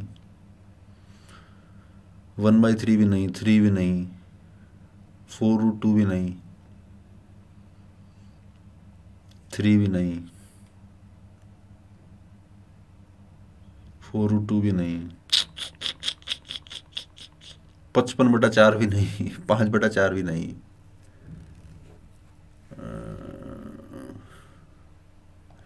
मुझे तो करना ही पड़ेगा। खैर चलो, मैं चैट को ऑफ कर रहा हूँ, क्वेश्चन सॉल्व कर रहा हूँ, ध्यान से देखना भैया। हो सकता है कैलकुलेशन थोड़ी लंबी हो जाए, एक स्लाइड ऐड कर लेते हैं अपन। देखो, क्या किया आपने, शायद ये किया होगा कि एक लाइन है, उसकी इक्वेशन अपन को पता है कि वो पॉइंट ए यानी कि 1 - 2 - 1 से तो पास हो रही है और 1 - 2 और 2 के पैरेलल है। कोई एक पॉइंट पी दे रखा है, कोई एक पॉइंट पी दे रखा है जो कि है 5, 0, -4। आपसे इसका परपेंडिकुलर डिस्टेंस पूछा है, तो शायद आपने ये वाला पॉइंट अज्यूम किया होगा 1 + लैम्डा -2 लैम्डा -1 + 2 लैम्डा, ऐसा ही किया होगा ना। और ये पॉइंट अज्यूम करने के बाद आपने, suppose this is point B, आपने ए बी वैक्टर निकाला होगा और ए बी वैक्टर का पी बी वैक्टर के साथ डॉट जीरो किया होगा, वहां से कुछ लैम्डा की वैल्यू आई होगी। वो लैम्डा की वैल्यू आई तो आपने बी पॉइंट निकाला होगा, बी पॉइंट निकालने के बाद पी और बी के बीच का डिस्टेंस निकाला होगा। इतना लंबा, हर कदम कदम पर गलती के चांसेस, क्यों बार बार लैम्डा आ रहा है, बार बार माइनस करना है, डॉट करना है, ये लंबा मेथड है। छोटा मेथड बता रहा हूं, ध्यान से सुनना और समझना। क्या आप ये बात जानते हो कि अगर ये ए वेक्टर है और ये वाला बी वेक्टर है, अगर मुझे यहाँ से परपेंडिकुलर डालकर सिर्फ ये डिस्टेंस निकालना हो, ये वाला एंगल अगर थीटा हो, तो ये डिस्टेंस तो मॉड ए कॉस थीटा आएगा ना। या यूं कहूं कि projection of A vector on B vector is mod A cos theta. और कॉस थीटा मैंने आपको बताया था कि कॉस थीटा हमेशा A dot B upon mod A mod B लिख देना भैया। क्योंकि मैं इस डिस्टेंस की बात कर रहा हूं, इस लेंथ की बात कर रहा हूं, इसलिए मैं पूरे पे एक मॉड और लगा दूंगा। कॉस थीटा की वैल्यू नेगेटिव तो हो सकती है ना, दूसरी तरफ फ्लाई कर रहा हो, एक्यू ऑब्ट्यूस एंगल बन रहा हो, लेंथ निकालनी है, लेंथ निकालनी यानी मैंने एब्सोल्यूट वैल्यू मॉड लगा दिया। मॉड ए कैंसिल हो गया, आंसर बचा मेरे पास A dot B divided by mod B. ये क्लियर? ये अगर क्लियर है तो उस डायग्राम को ध्यान से दोबारा देखो। यहां कहीं था पी पॉइंट जो कि था 5, 0, -4। यहां कहीं था ए पॉइंट जो कि था 1, -2, -1। और इस डायरेक्शन में एक वेक्टर है मेरे पास जो कि है 1, -2 और 2। इस वेक्टर, कौन सा, एपी वेक्टर का इस बी वेक्टर पे प्रोजेक्शन नहीं तो निकालना है और कुछ थोड़ी करना है। यहां से ये परपेंडिकुलर डिस्टेंस, ये वाला एंगल थीटा, तो एपी कॉस थीटा तो निकालना है। यानी मैं एपी कॉस थीटा का मतलब AP dot B divided by AP का मॉड डिवाइडेड बाई बी का मॉड, और पूरे पे मॉड लगा देता हूं क्योंकि लेंथ निकालनी है। एपी का मॉड कैंसिल हो गया, डायरेक्टली डिस्टेंस निकल के आया AP dot B divided by B vector का मॉड, पूरे पे मॉड लगा रहा हूं क्योंकि लेंथ निकालनी है।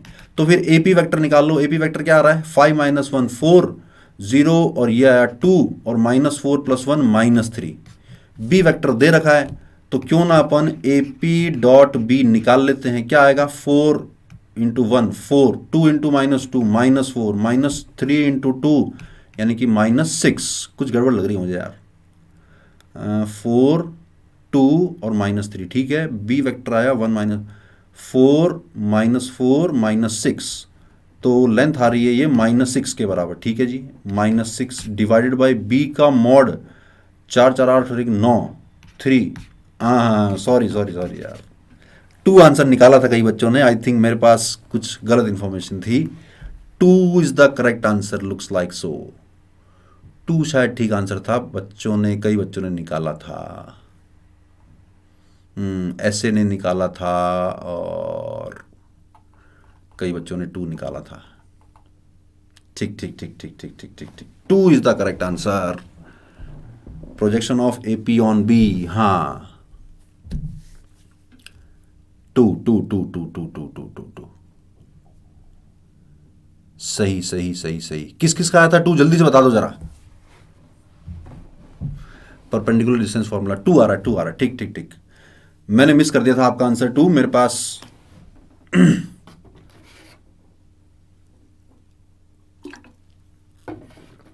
अंजलि का भी 2 आया था।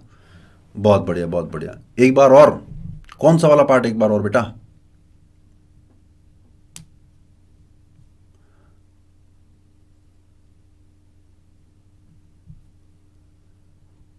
कौन सा वाला पार्ट एक बार और, जल्दी बोलो यार, आगे बढ़ना है। नहीं समझ में आया, शॉर्टकट वाला। चलो देखो, दोबारा देख लो भाई।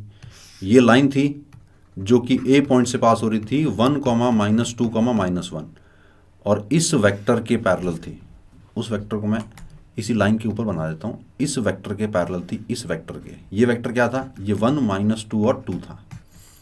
कोई P पॉइंट था जो कि 5 0 -4 था। यहाँ से अगर मुझे परपेंडिकुलर डिस्टेंस निकालना है तो क्यों ना मैं इस AP वेक्टर का प्रोजेक्शन निकाल लूँ। किसके ऊपर? इस वेक्टर के ऊपर। प्रोजेक्शन क्या आएगा? AP dot B divided by B vector का मॉड। पूरे पे मॉड लगा रहा हूँ, कल को लेंथ नेगेटिव ना आ जाए। तो AP वेक्टर निकाल लेता हूँ। ये वेक्टर क्या आया? इसका पोजीशन वेक्टर माइनस इसका पोजीशन वेक्टर, जो कि आ रहा है 4, 2, -3। तो AP का B के साथ अगर डॉट निकालूंगा, यानी इस वेक्टर का और इस वेक्टर का डॉट करना है, जो कि आ रहा है 4 -4 -6, यानी कि value I -6 divided by B का मॉड यानी कि इस वाले का मॉड। इसका मॉड कितना आएगा? √1² + 2² + 2²।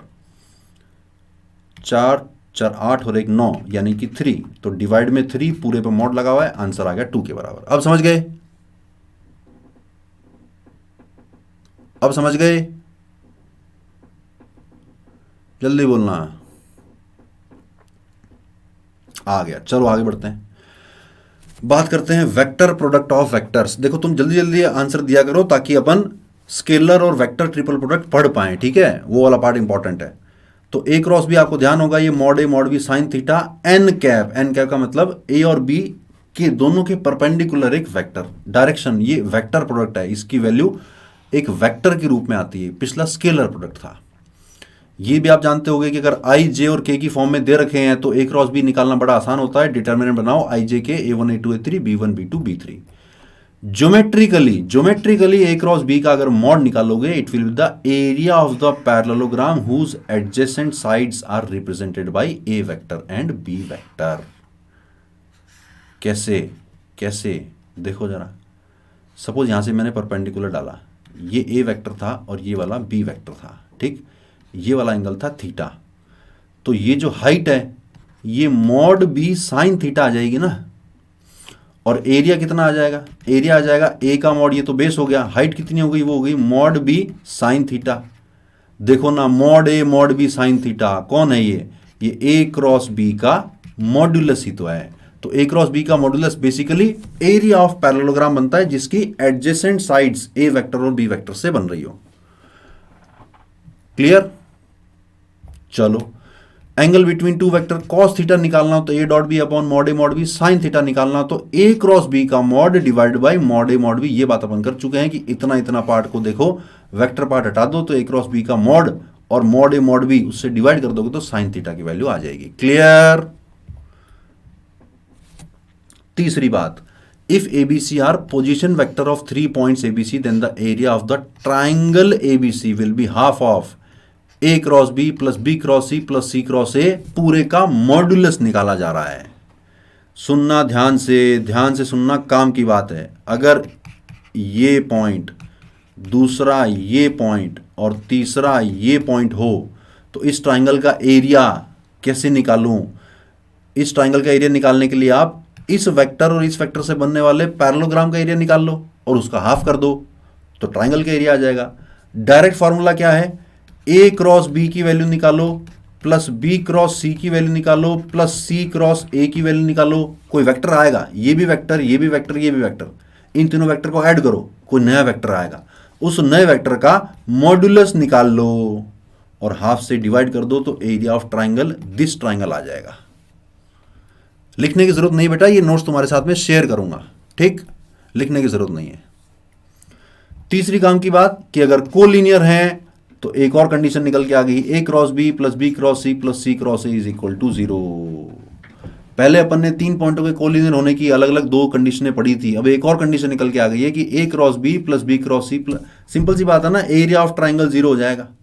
तो A cross B plus B cross C plus C cross A की वैल्यू 0 आ जाएगी। बहुत बढ़िया।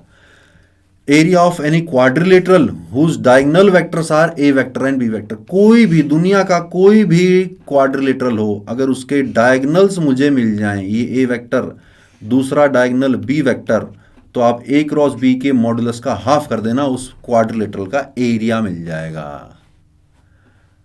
बिल्कुल आएगा, A क्रॉस B से हाफ आएगा, बिल्कुल आएगा। लेकिन लेकिन लेकिन लेकिन ये वेक्टर निकालना पड़ेगा। अभी मैंने पोजीशन वेक्टर दिए हैं बेटा, अभी पोजीशन वेक्टर दिए मैंने। अगर ये वेक्टर निकालोगे तो ये वाला वेक्टर आएगा b माइनस ए, ये वाला वेक्टर, और ये वाला वेक्टर निकालोगे तो वो आएगा c माइनस ए। तो क्रॉस में c माइनस ए, इनका क्रॉस निकाल के देख लो, एग्जैक्टली ये बन रहा होगा। देखो b क्रॉस c ये रहा, माइनस में b क्रॉस ए यानी प्लस में a क्रॉस b ये रहा, फिर माइनस में a क्रॉस c यानी प्लस में c क्रॉस a ये रहा, और a क्रॉस a तो जीरो ही आएगा। सेम ही तो बात है, समझ गए? चलो, तो ये डिस्कस कर लिया अपन ने। Last but not the least, Lagrange's identity जानते हो या नहीं जानते हो? लैग्रेंजेस आइडेंटिटी जानते हो या नहीं जानते हो? अगर जानते हो तो यस सर लिखना, नहीं जानते हो तो नो लिखना, मैं इसको एक्सप्लेन करता हूं, काम की चीज है। लैग्रेंजेस आइडेंटिटी जानते हो तो यस, नहीं जानते हो चलो ध्यान से देखना भैया। ए क्रॉस बी, ध्यान से देखना, फिर A cross B dot A cross B, अरे यार ये डॉट ए क्रॉस बी, यानी कि ए क्रॉस बी का होल स्क्वायर। ये तो बताया मैंने कि किसी वेक्टर के ऊपर स्क्वायर लगा हुआ है, यानी उसका खुद के साथ डॉट हो रखा है। ए क्रॉस बी का होल स्क्वायर, देखो ये और ये क्या ये mod A square mod B square sine square theta नहीं आएगा? बिल्कुल आएगा। और साइन स्क्वायर थीटा को अगर मैं 1 माइनस कॉस स्क्वायर थीटा लिख दूं तो बात तो सेम ही है ना। और mod A square into mod B square into 1 minus cos square theta अगर करूंगा तो बनेगा mod A square into mod B square minus mod A square mod B square cos square theta. इतने पार्ट को ध्यान से देखो, इतने पार्ट को, ये तो भैया ए डॉट बी का होल स्क्वायर ही तो लिखा हुआ है। ए डॉट बी होता है mod A mod B cos theta, उसका होल स्क्वायर कर दिया तो mod A square mod B square cos square theta. ये वाली आइडेंटिटी इतनी इंपॉर्टेंट क्यों है? क्योंकि अगर इस पे बेस्ड कोई क्वेश्चन आ गया तो इस आइडेंटिटी के अलावा सॉल्व नहीं हो पाएगा, इसलिए इंपॉर्टेंट है। समझ गए? हाँ, डिटर्मिनेंट की जैसी है। तो इसको आप डिटर्मिनेंट भी बना सकते हो, A dot A dot B A dot B B dot B, same expand करोगे डिटर्मिनेंट को तो यही वाली चीज बन जाएगी। यस सर, बहुत बढ़िया, जल्दी समझ रहे हो आज। करो फिर ये वाला क्वेश्चन, 1 और मोर देन 1 करेक्ट है। सवाल बढ़िया है, इंटरेस्टिंग भी है, और जो मैंने सिखाया है उस पे ही बेस्ड है। करो जरा। अरे बेटा नोट्स कहां से मिलेंगे? क्लास के बाद बता दूंगा, तुम पहले मुझे क्वेश्चन का आंसर निकाल के बताओ। नोट्स कहां मिलेंगे, डीपीपी कहां मिलेगी, सब कुछ बता दूंगा क्लास के लास्ट में। हाँ, जब मैं कहूं कि आज की क्लास खत्म हो गई है तो मुझे याद दिला देना कि सर नोट्स कहां मिलेंगे, ये बता दो।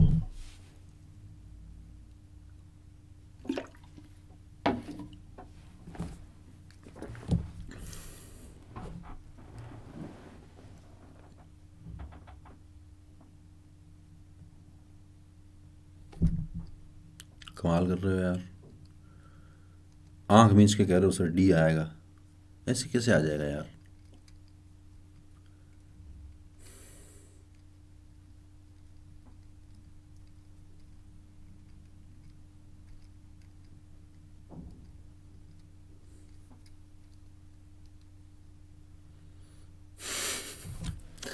क्यों किया गलत बेटा, क्यों किया गलत?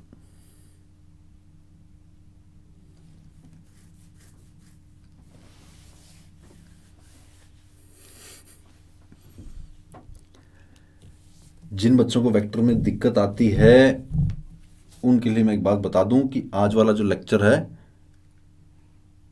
एक लेक्चर में वेक्टर पूरा, तुम यूँ समझो कि सर मुझे वेक्टर बिल्कुल नहीं आता और आज में पूरा समझ में आ जाए, ऐसा पॉसिबल नहीं है।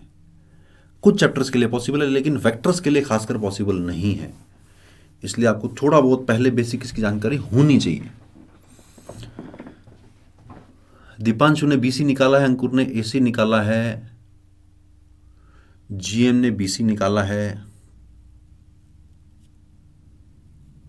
But trying hard, that is very very important. अगर तुम्हें दिक्कत आती है still you are trying hard, that's the spirit S G. Well done, well done, बहुत बढ़िया। चलो चैट को मैं ऑफ कर रहा हूं, बीसी नहीं AC is the correct answer. ध्यान से देखना ये तो मुझे क्लियर हो गया सवाल को देखकर कि मुझे यू का मॉड तो निकालना ही पड़ेगा। तो यू ये दे रखा है, मुझे यू का मॉड निकाल लेता हूं मैं। यू का मॉड या एक काम करता हूँ, यू स्क्वायर का मॉड निकाल लेता हूँ, यानी A minus A dot B times B vector, इसका स्क्वायर निकालना है। कैसे निकलेगा? This will be equal to A का square plus A dot B का स्क्वायर टाइम्स बी का square minus twice of this dot this, यानी कि A dot B, twice of A dot B times A dot B. ठीक है जी। और A और B unit vector है, तो ये भी 1 हो गया, ये भी 1 हो गया, ये 1 और ये 1, और ये ए डॉट बी का होल स्क्वायर बन गया, यानी कि 1 प्लस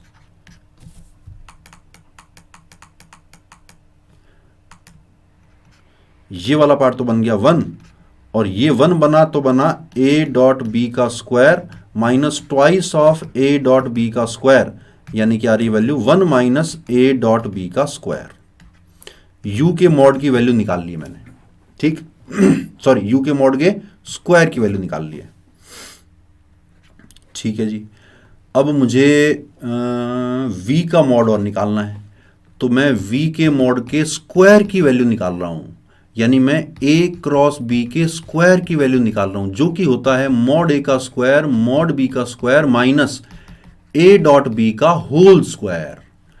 और ए और बी दोनों के मॉड 1 है, यानी कि बन जाएगा 1 माइनस ए डॉट बी का होल स्क्वायर, यानी वी के मॉड का स्क्वायर भी A minus A dot 1 minus A dot B का होल स्क्वायर आ रहा है, और मॉड यू का स्क्वायर भी 1 माइनस ए डॉट बी का होल स्क्वायर आ रहा है, यानी कि ए तो करेक्ट हो ही गया, वी का और यू का मॉड सेम आ रहा है। अब बी और सी में से किसी को करेक्ट होने के लिए ये वाला पार्ट या ये वाला पार्ट 0 होना पड़ेगा ना, तो मैं यू डॉट ए निकाल लेता हूं। यू क्या है, जगह कम पड़ रही है यार, जल्दी ध्यान देना। यू क्या है,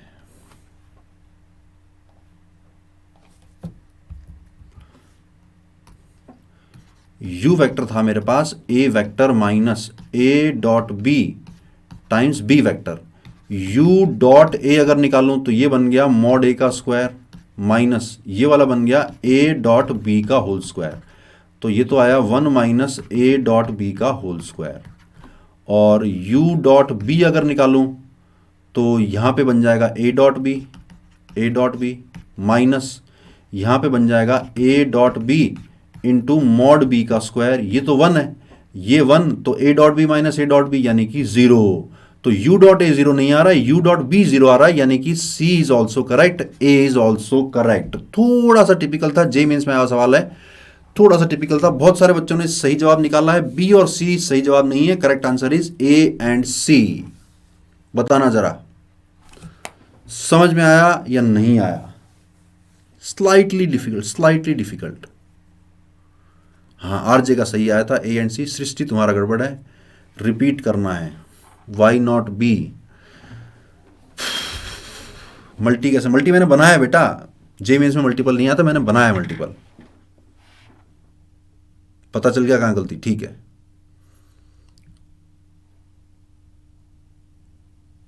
चलो दोबारा देख लो यार। देखो अगर तुम दोबारा पूछोगे ये वाला सवाल तो ट्रिपल प्रोडक्ट कवर ढंग से नहीं हो पाएगा, ट्रिपल प्रोडक्ट ढंग से कवर नहीं हो पाएगा। तुम कहो तो मैं रिपीट कर दूंगा, फिर ट्रिपल प्रोडक्ट में भगाऊंगा, या तुम कहो कि ठीक है सर हम एक बार रिकॉर्डिंग देख लेंगे और एक बार खुद से आंसर निकाल के देख लेंगे, तो पक्का आ जाएगा तुम्हारा आंसर।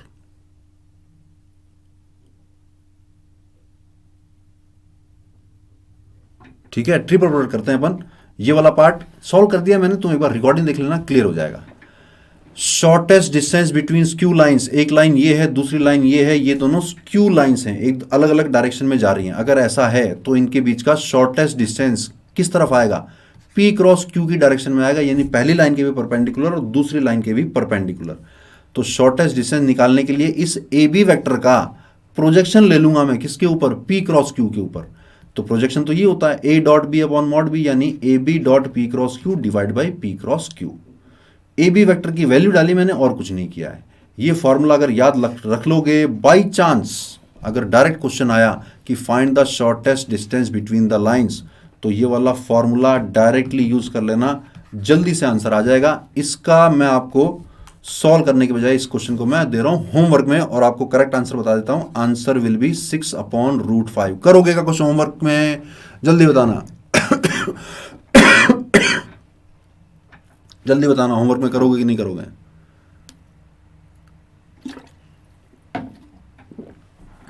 यस, चलो। स्केलर ट्रिपल प्रोडक्ट, चैट को मैं ऑफ कर रहा हूं, अभी करने का टाइम नहीं है क्योंकि तुमने पिछले क्वेश्चंस में बार बार चीजें पूछी हैं। देखो, ए क्रॉस बी डॉट सी, तो ए क्रॉस बी एक वेक्टर आएगा, उसका किसी तीसरे वेक्टर सी के साथ डॉट करना है, तो this will be equal to mod A mod B mod C sine theta cos phi. ये वाली चीज कभी भी काम में नहीं आने वाली है, ये सिर्फ एक किताबी फॉर्मूला है जो कभी काम में नहीं आएगा। क्या क्या चीजें काम में आएंगी? ये चीजें काम में आएंगी कि ए क्रॉस बी डॉट सी को बॉक्स एबीसी लिखा जाता है, रिप्रेजेंटेशन है। सर अगर बॉक्स एबीसी लिख दिया तो मुझे पता कैसे चलेगा कि कौन क्रॉस हो रहा है और कौन डॉट हो रहा है? कोई फर्क नहीं पड़ता, कोई फर्क नहीं पड़ता। Box ABC is same as A cross B dot C is same as A dot B cross C. Order same रहना चाहिए, पहले आना चाहिए, फिर बी आना चाहिए, फिर सी आना चाहिए। डॉट चाहे यहां पे हो चाहे यहां पे हो, उससे कोई फर्क नहीं पड़ता, इसलिए उसको बॉक्स एबीसी नाम दे दिया गया है, क्योंकि डॉट और क्रॉस आपस में इंटरचेंज हो सकते हैं, वैल्यू सेम आती है। दूसरी काम की बात, scalar triple product geometrically represents the value volume of the parallelepiped. Parallelepiped का मतलब ऐसा, अगर आपके सामने एक पैरेललोपाइप्ड है, क्यूबॉइड देखा ना, क्यूबॉइड में सारी चीजें एक दूसरे के परपेंडिकुलर होती हैं। वो परपेंडिकुलर ना होकर अगर ए वेक्टर, बी वेक्टर और सी वेक्टर से बन रहा हो पैरेललोपाइप्ड, यानी जिसके सारे फेस, कोई भी फेस उठाकर देख लो, एक पैरेललोग्राम ही बनता हुआ दिखेगा। क्यूबॉइड में क्या होगा? हर फेस रेक्टेंगल बनता हुआ दिखेगा। इसमें क्या होगा? हर फेस आपको पैरेललोग्राम बनता हुआ दिखेगा। ऐसा अगर हो तो उसकी वॉल्यूम निकालने के लिए आप क्या कर लेना, डायरेक्टली बॉक्स एबीसी निकाल लेना। बहुत ज्यादा काम की बात नहीं है, लेकिन ध्यान रहना चाहिए। ये मैं बता चुका हूं कि the position of dot and cross can be interchange, A dot B cross C और A cross B dot C, A B C, order same रहना चाहिए। डॉट और क्रॉस को कहीं भी लगा लो, कोई फर्क नहीं पड़ता, ये जरूर काम की बात है।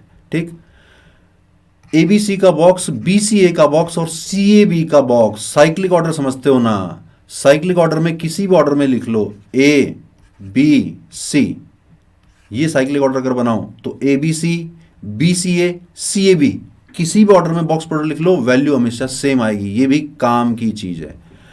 और अगर आपने ऑर्डर चेंज कर दिया, यहां पर एबीसी ऑर्डर था, यहां पर आपने एसीबी कर दिया, एबीसी बीसीए सीएबी एक ऑर्डर में नहीं चल रहे हैं, यहां पर ऑर्डर उल्टा हो गया, सी पहले आ गया, तो बाहर लग जाएगा एक माइनस साइन। ये एक काम की बातें हैं स्केलर ट्रिपल प्रोडक्ट की। एक और काम की बात कि अगर तीनों वेक्टर आपको आई जे और के की फॉर्म में दे रखे हो तो बॉक्स एबीसी निकालना बड़ा आसान, with the help of determinant a1 a2 a3 b1 b2 b3 c1 c2 c3। हाँ, लेकिन अगर जो आपको दिक्कत आती है कि सर आई जे और के की फॉर्म में दिया होता फिर तो मैं कर लेता, पर मुझे अब की बार एल वेक्टर, एम वेक्टर और एन वेक्टर की फॉर्मेट में दे दिया, अब मैं क्या करूं?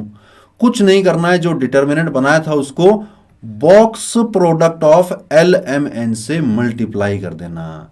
ये लास्ट वाली सबसे ज्यादा काम की, मोस्ट इंपॉर्टेंट प्रॉपर्टी जो है स्केलर ट्रिपल प्रोडक्ट की, ये सबसे लास्ट वाली प्रॉपर्टी है कि अगर आपको आई जे और के की फॉर्म में दे रखा हो फिर तो डिटर्मिनेंट से बॉक्स प्रोडक्ट निकल जाएगा, लेकिन अगर एल एम और एन की फॉर्मेट में दे रखा हो तो डिटर्मिनेंट के साथ box product of L M N multiply करना पड़ेगा। अगली काम की बात कि अगर तीन वेक्टर कोप्लेनर हैं तो बॉक्स प्रोडक्ट जीरो आएगा, यानी डिटर्मिनेंट जीरो आएगा। इसका उल्टा भी सही, डिटर्मिनेंट जीरो आ रहा है यानी कि तीनों वेक्टर एक ही प्लेन में लाई कर रहे हैं।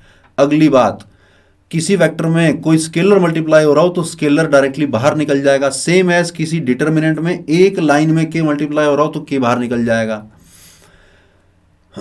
डिटर्मिनेंट की प्रॉपर्टी पे ही बेस्ड एक वेक्टर अगर दो वेक्टर के सम से बना है तो दो अलग अलग डिटर्मिनेंट बन जाएंगे, जिसकी बचे हुए दोनों कॉलम सी और डी सेम रहने चाहिए। अगली काम की बात, बहुत ज्यादा काम की बात नहीं है, लेकिन हाँ ये प्रॉपर्टी अगर याद रहे तो रिजल्ट जल्दी निकल जाएगा कुछ क्वेश्चंस में। a minus B, B minus C और सी माइनस ए का बॉक्स जीरो आएगा। अगली काम की बात, अगर ये प्लस में होते तो ये ट्वाइस ऑफ बॉक्स एबीसी आएगा, और अगर ये माइनस में होते तो वैल्यू जीरो आएगी। ये सारी चीजें अगर क्लियर हो तो मैं आगे बढ़ूं। इंफॉर्मेशन बहुत सारी है, हर इंफॉर्मेशन कभी ना कभी किसी न किसी रूप में जेई मेंस और जेई एडवांस दोनों में काम में आई है। आई होप ये चीजें आपने पढ़ रखी होंगी और इन पे बेस्ड क्वेश्चन करेंगे तो ये चीजें आपको और क्लियर हो जाएंगी। क्लियर क्लियर क्लियर क्लियर, बहुत बढ़िया बहुत बढ़िया बहुत बढ़िया। एक और काम की बात, ये वाली बॉक्स एबीसी का square is equal to, box ABC का स्क्वायर इज इक्वल, कहां गया कर्सर, कहां गया यार, ये रहा, A dot A dot B A dot C, B dot A B dot B B dot C dot A C dot B C dot C. कुछ कुछ वैसा ही है, लैग्रेंजेस आइडेंटिटी जैसा। ये इंपॉर्टेंट क्यों है? क्योंकि अगर इस प्रॉपर्टी पे बेस्ड क्वेश्चन आया तो इसके अलावा हो नहीं पाएगा, बहुत ज्यादा जोर आएगा। ठीक, लास्ट वाली प्रॉपर्टी इंपॉर्टेंट क्यों? क्योंकि अगर इसके ऊपर बेस्ड क्वेश्चन आ गया तो इस फॉर्मूले के अलावा हो नहीं पाएगा, बहुत बहुत बहुत ज्यादा टाइम, बहुत ज्यादा जोर, बहुत ज्यादा सोचना पड़ जाएगा। इसलिए लास्ट वाला फॉर्मूला भी आपको याद रखना है। करें क्या क्वेश्चन इसके ऊपर, जल्दी से बताना।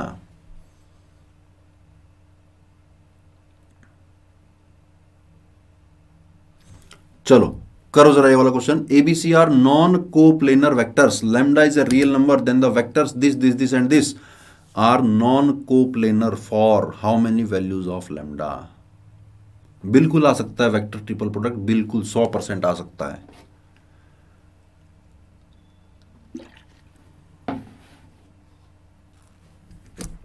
चलो चैट को ऑफ करता हूं। क्वेश्चन नंबर 9 जल्दी से कर दो ताकि अपन वेक्टर ट्रिपल प्रोडक्ट भी कवर कर लें, तो चैप्टर कंप्लीट हो जाएगा। 1 मिनट का टाइम दे रहा हूं, 1 मिनट का ही खेल है सारा।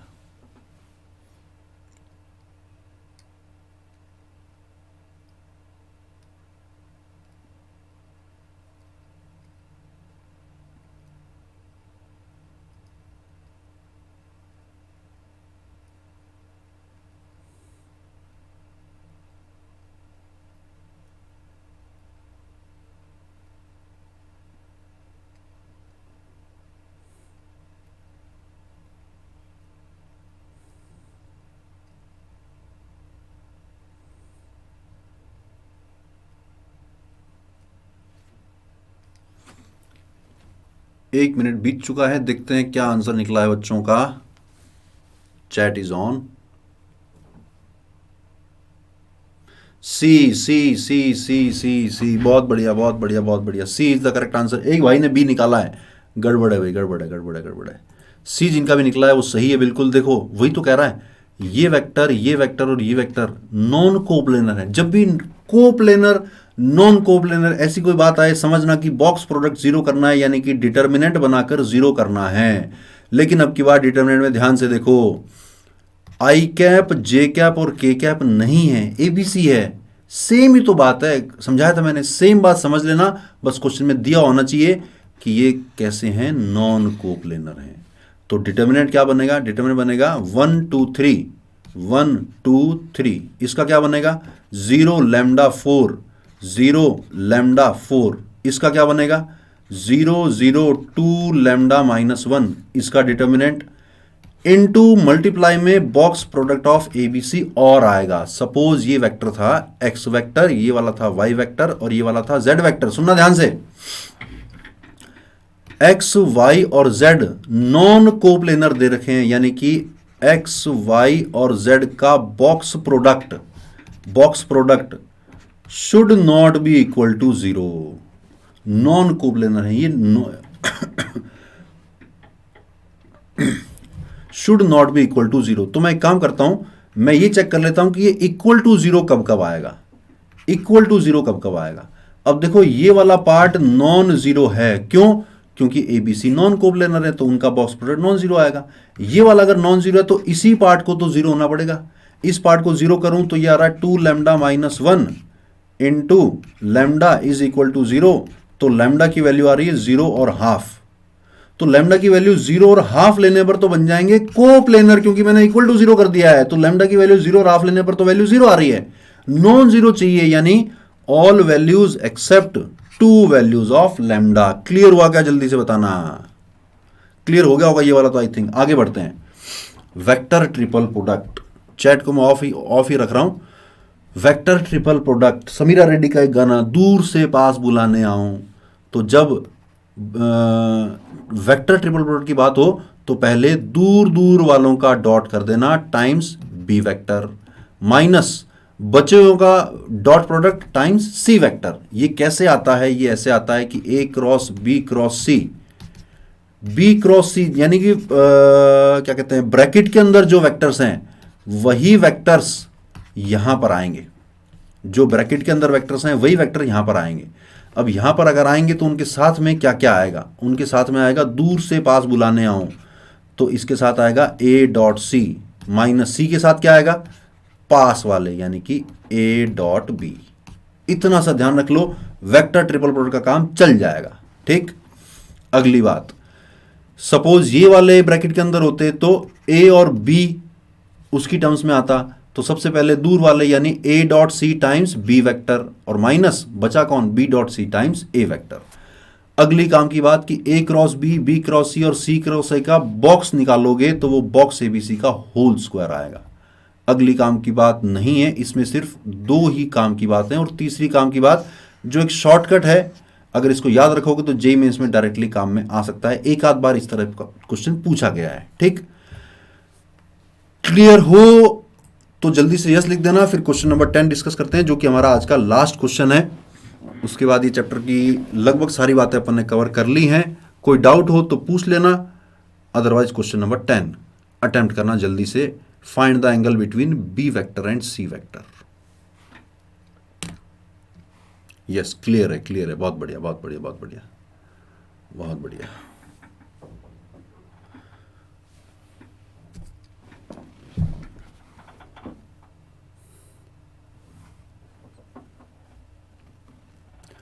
पैरेललोपाइप्ड टेट्राहेड्रन, इन सब की टेंशन छोड़ दो आप, जेईई मेंस में नहीं पूछे जाएंगे। पैरेललोपाइप्ड टेट्राहेड्रन जेईई मेंस में नहीं पूछे जाएंगे, छोड़ दो उसकी टेंशन।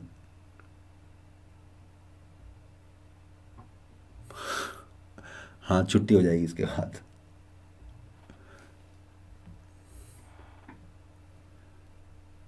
स्फीयर नहीं है सिलेबस में, नहीं है स्फीयर बेटा।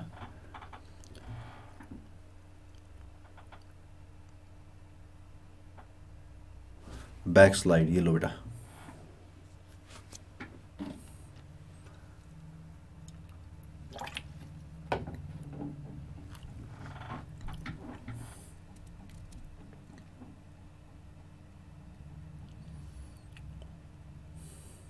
ठीक है। नहीं बेटा, 5π/6 इज द रॉन्ग आंसर, गलत है।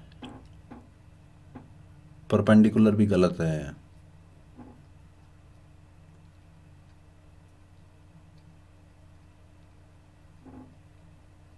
टू रूट 2/3 एंगल पूछा यार, 30 डिग्री भी गलत है।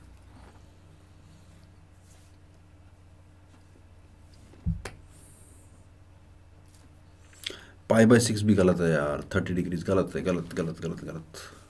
150 डिग्री भी गलत है, π/3 भी गलत है। 120 degree is the correct answer. PP ने सही आंसर निकाल लिया है। पीपी ने सही आंसर निकाल लिया। मैं चैट को ऑफ कर रहा हूं, टाइम खत्म हो रहा है। ध्यान से देखना। क्या ए क्रॉस बी क्रॉस सी, मुझे पता है कि क्या बनेगा। क्या बनेगा? ये बनेगा A dot C times B vector minus A dot B times C vector. This is equal to √3/2 times B vector plus √3/2 times C vector. Simple है ये तो। अब अगर बी वाला कंपेयर करूं तो निकल के आ रहा है कि ए डॉट सी की वैल्यू √3/2 के बराबर है, और ए और सी तो यूनिट वेक्टर है, यानी कि mod A mod C cos alpha अगर करूं तो वो √3/2 के बराबर है, यानी अल्फा तो निकल के आ रहा है 30 डिग्री। ठीक है जी। सिमिलरली जब आप ए डॉट बी निकालोगे तो वो माइनस का √3/2 आ रहा है, यानी कि कॉस बीटा की बात करूं तो वो माइनस का √3/2 है, यानी कि बीटा एंगल आ रहा है 150 डिग्री। इतना क्लियर है? ध्यान से सुनना। यानी ए और बी के बीच का एंगल 150 है और ए और सी के बीच का एंगल 30 डिग्री है। तो देखो जरा, सपोज ये होता मेरा ए वेक्टर, तो सी वेक्टर यहां कहीं होता ना, ताकि इनके बीच में एंगल 30 डिग्री बन रहा हो। अब ए और बी के बीच में एंगल 150 डिग्री बनना है, 150 डिग्री बनना है, तो बी वेक्टर यहां हो जाए इधर, ताकि ये वाला एंगल 150 डिग्री हो जाएगा ना। ये तो हो नहीं सकता। क्यों नहीं हो सकता? क्योंकि ऐसा होने पर बी और सी को लीनियर हो गए, देखो पैरेलल हो गए एक दूसरे के। सी उधर जा रहा है, बी नीचे जा रहा है। कैसे पता चला? ये एंगल 180 हो गया ना, 150 प्लस 30 180 हो गया। यानी बी नीचे की तरफ नहीं हो सकता, बी को ऊपर की तरफ होना पड़ेगा। यहां हुआ ए वेक्टर, यहां हुआ सी वेक्टर, दोनों के बीच में एंगल 30 डिग्री, और जो बी वेक्टर है उसको ऊपर की तरफ जाना पड़ेगा। कितना एंगल बनाते हुए? 150 डिग्री का एंगल बनाते हुए। तो बी और सी के बीच में एंगल कितना आ रहा है? 120 डिग्री आ रहा है। समझे कि ना समझे? जल्दी बताना भैया। समझाना तू।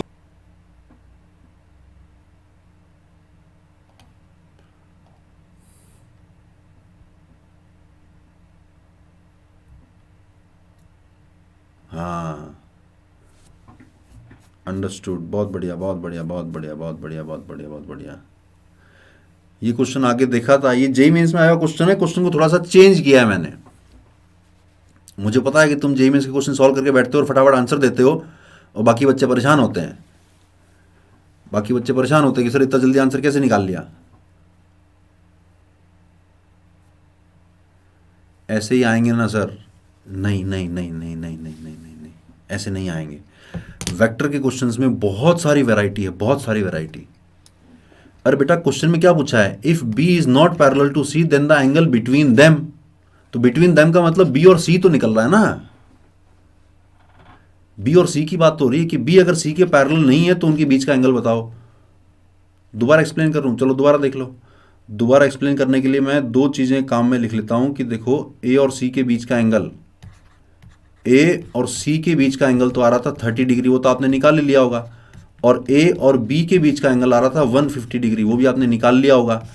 अब सपोज ये वाला ए वेक्टर है और ये वाला सी वेक्टर है, उनके बीच का एंगल अगर है 30 डिग्री, और बी वेक्टर मुझे ऐसा बनाना है जो बी ए के साथ 150 डिग्री बना रहा हो, तो वो वेक्टर यहां भी हो सकता है, बी वेक्टर यहां भी हो सकता है, और ये वाला एंगल बना 150।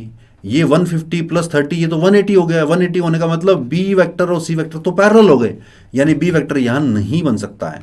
तो कहां बन सकता है? ये ए वेक्टर, ये सी वेक्टर, ये वाला एंगल 30 डिग्री, तो फिर बी वेक्टर यहां पे बन सकता है, यहां पे बन सकता है बी वेक्टर, ताकि ये वाला एंगल 150 बना रहे। ये अगर 150 बना रहेगा तो बी और सी के बीच का एंगल 120 आ जाएगा।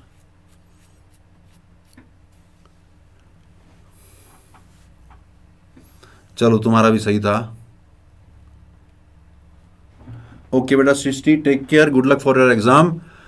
3D हो चुका है मेरे भाइयों, 3D माइक्रो में भी हो चुका है और क्रैश कोर्स में भी हो चुका है। तुमने मिस किया होगा, आई थिंक तुमने मिस किया होगा। अच्छा, नोट्स कहाँ मिलेंगे? नोट्स में बता देता हूँ कहाँ पे मिलेंगे, अभी बताता हूँ, रुको।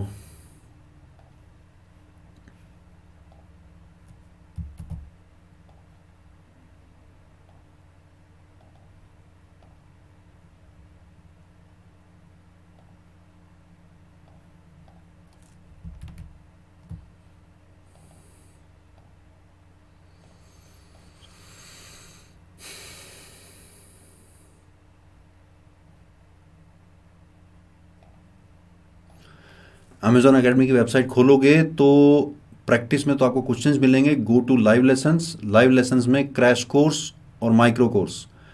क्रैश कोर्स में अगर आप मैथमेटिक्स पे क्लिक करोगे तो ये वेक्टर अलजेब्रा जो अपन अभी लाइव पढ़ रहे हैं, ये तो लाइव दिखा रहा है अभी।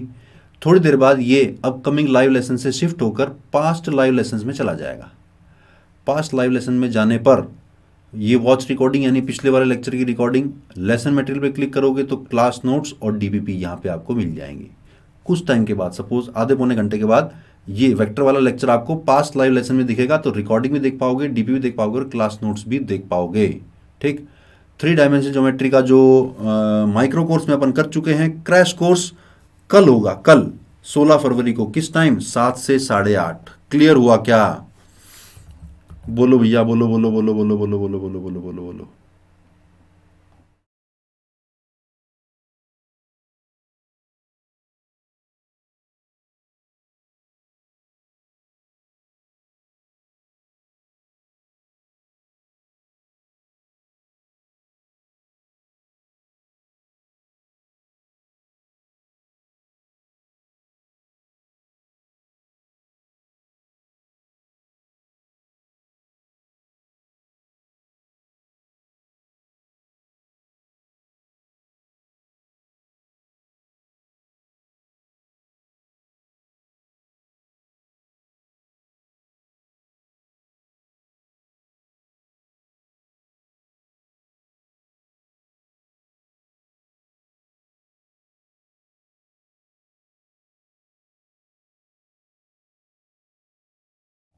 मेहनत करोगे तो अच्छा स्कोर आएगा, ठीक है।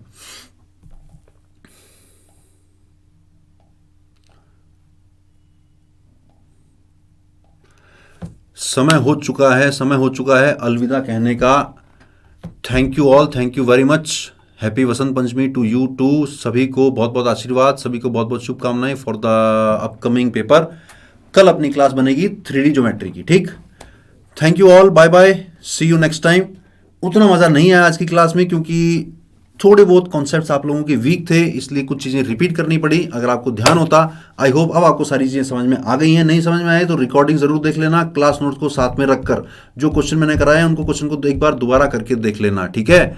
Bye bye, thank you sir for this amazing session. Thank you very much. See you next time, see you tomorrow. कल एक माइक्रो क्लास कोर्स की क्लास भी है दोपहर में 3 बजे, और शाम को है क्रैश कोर्स की क्लास। मिलते हैं अपन, तब तक के लिए bye bye, good night, see you next time. For detailed videos, daily practice problems and live chat, visit academy.amazon.in or download the app.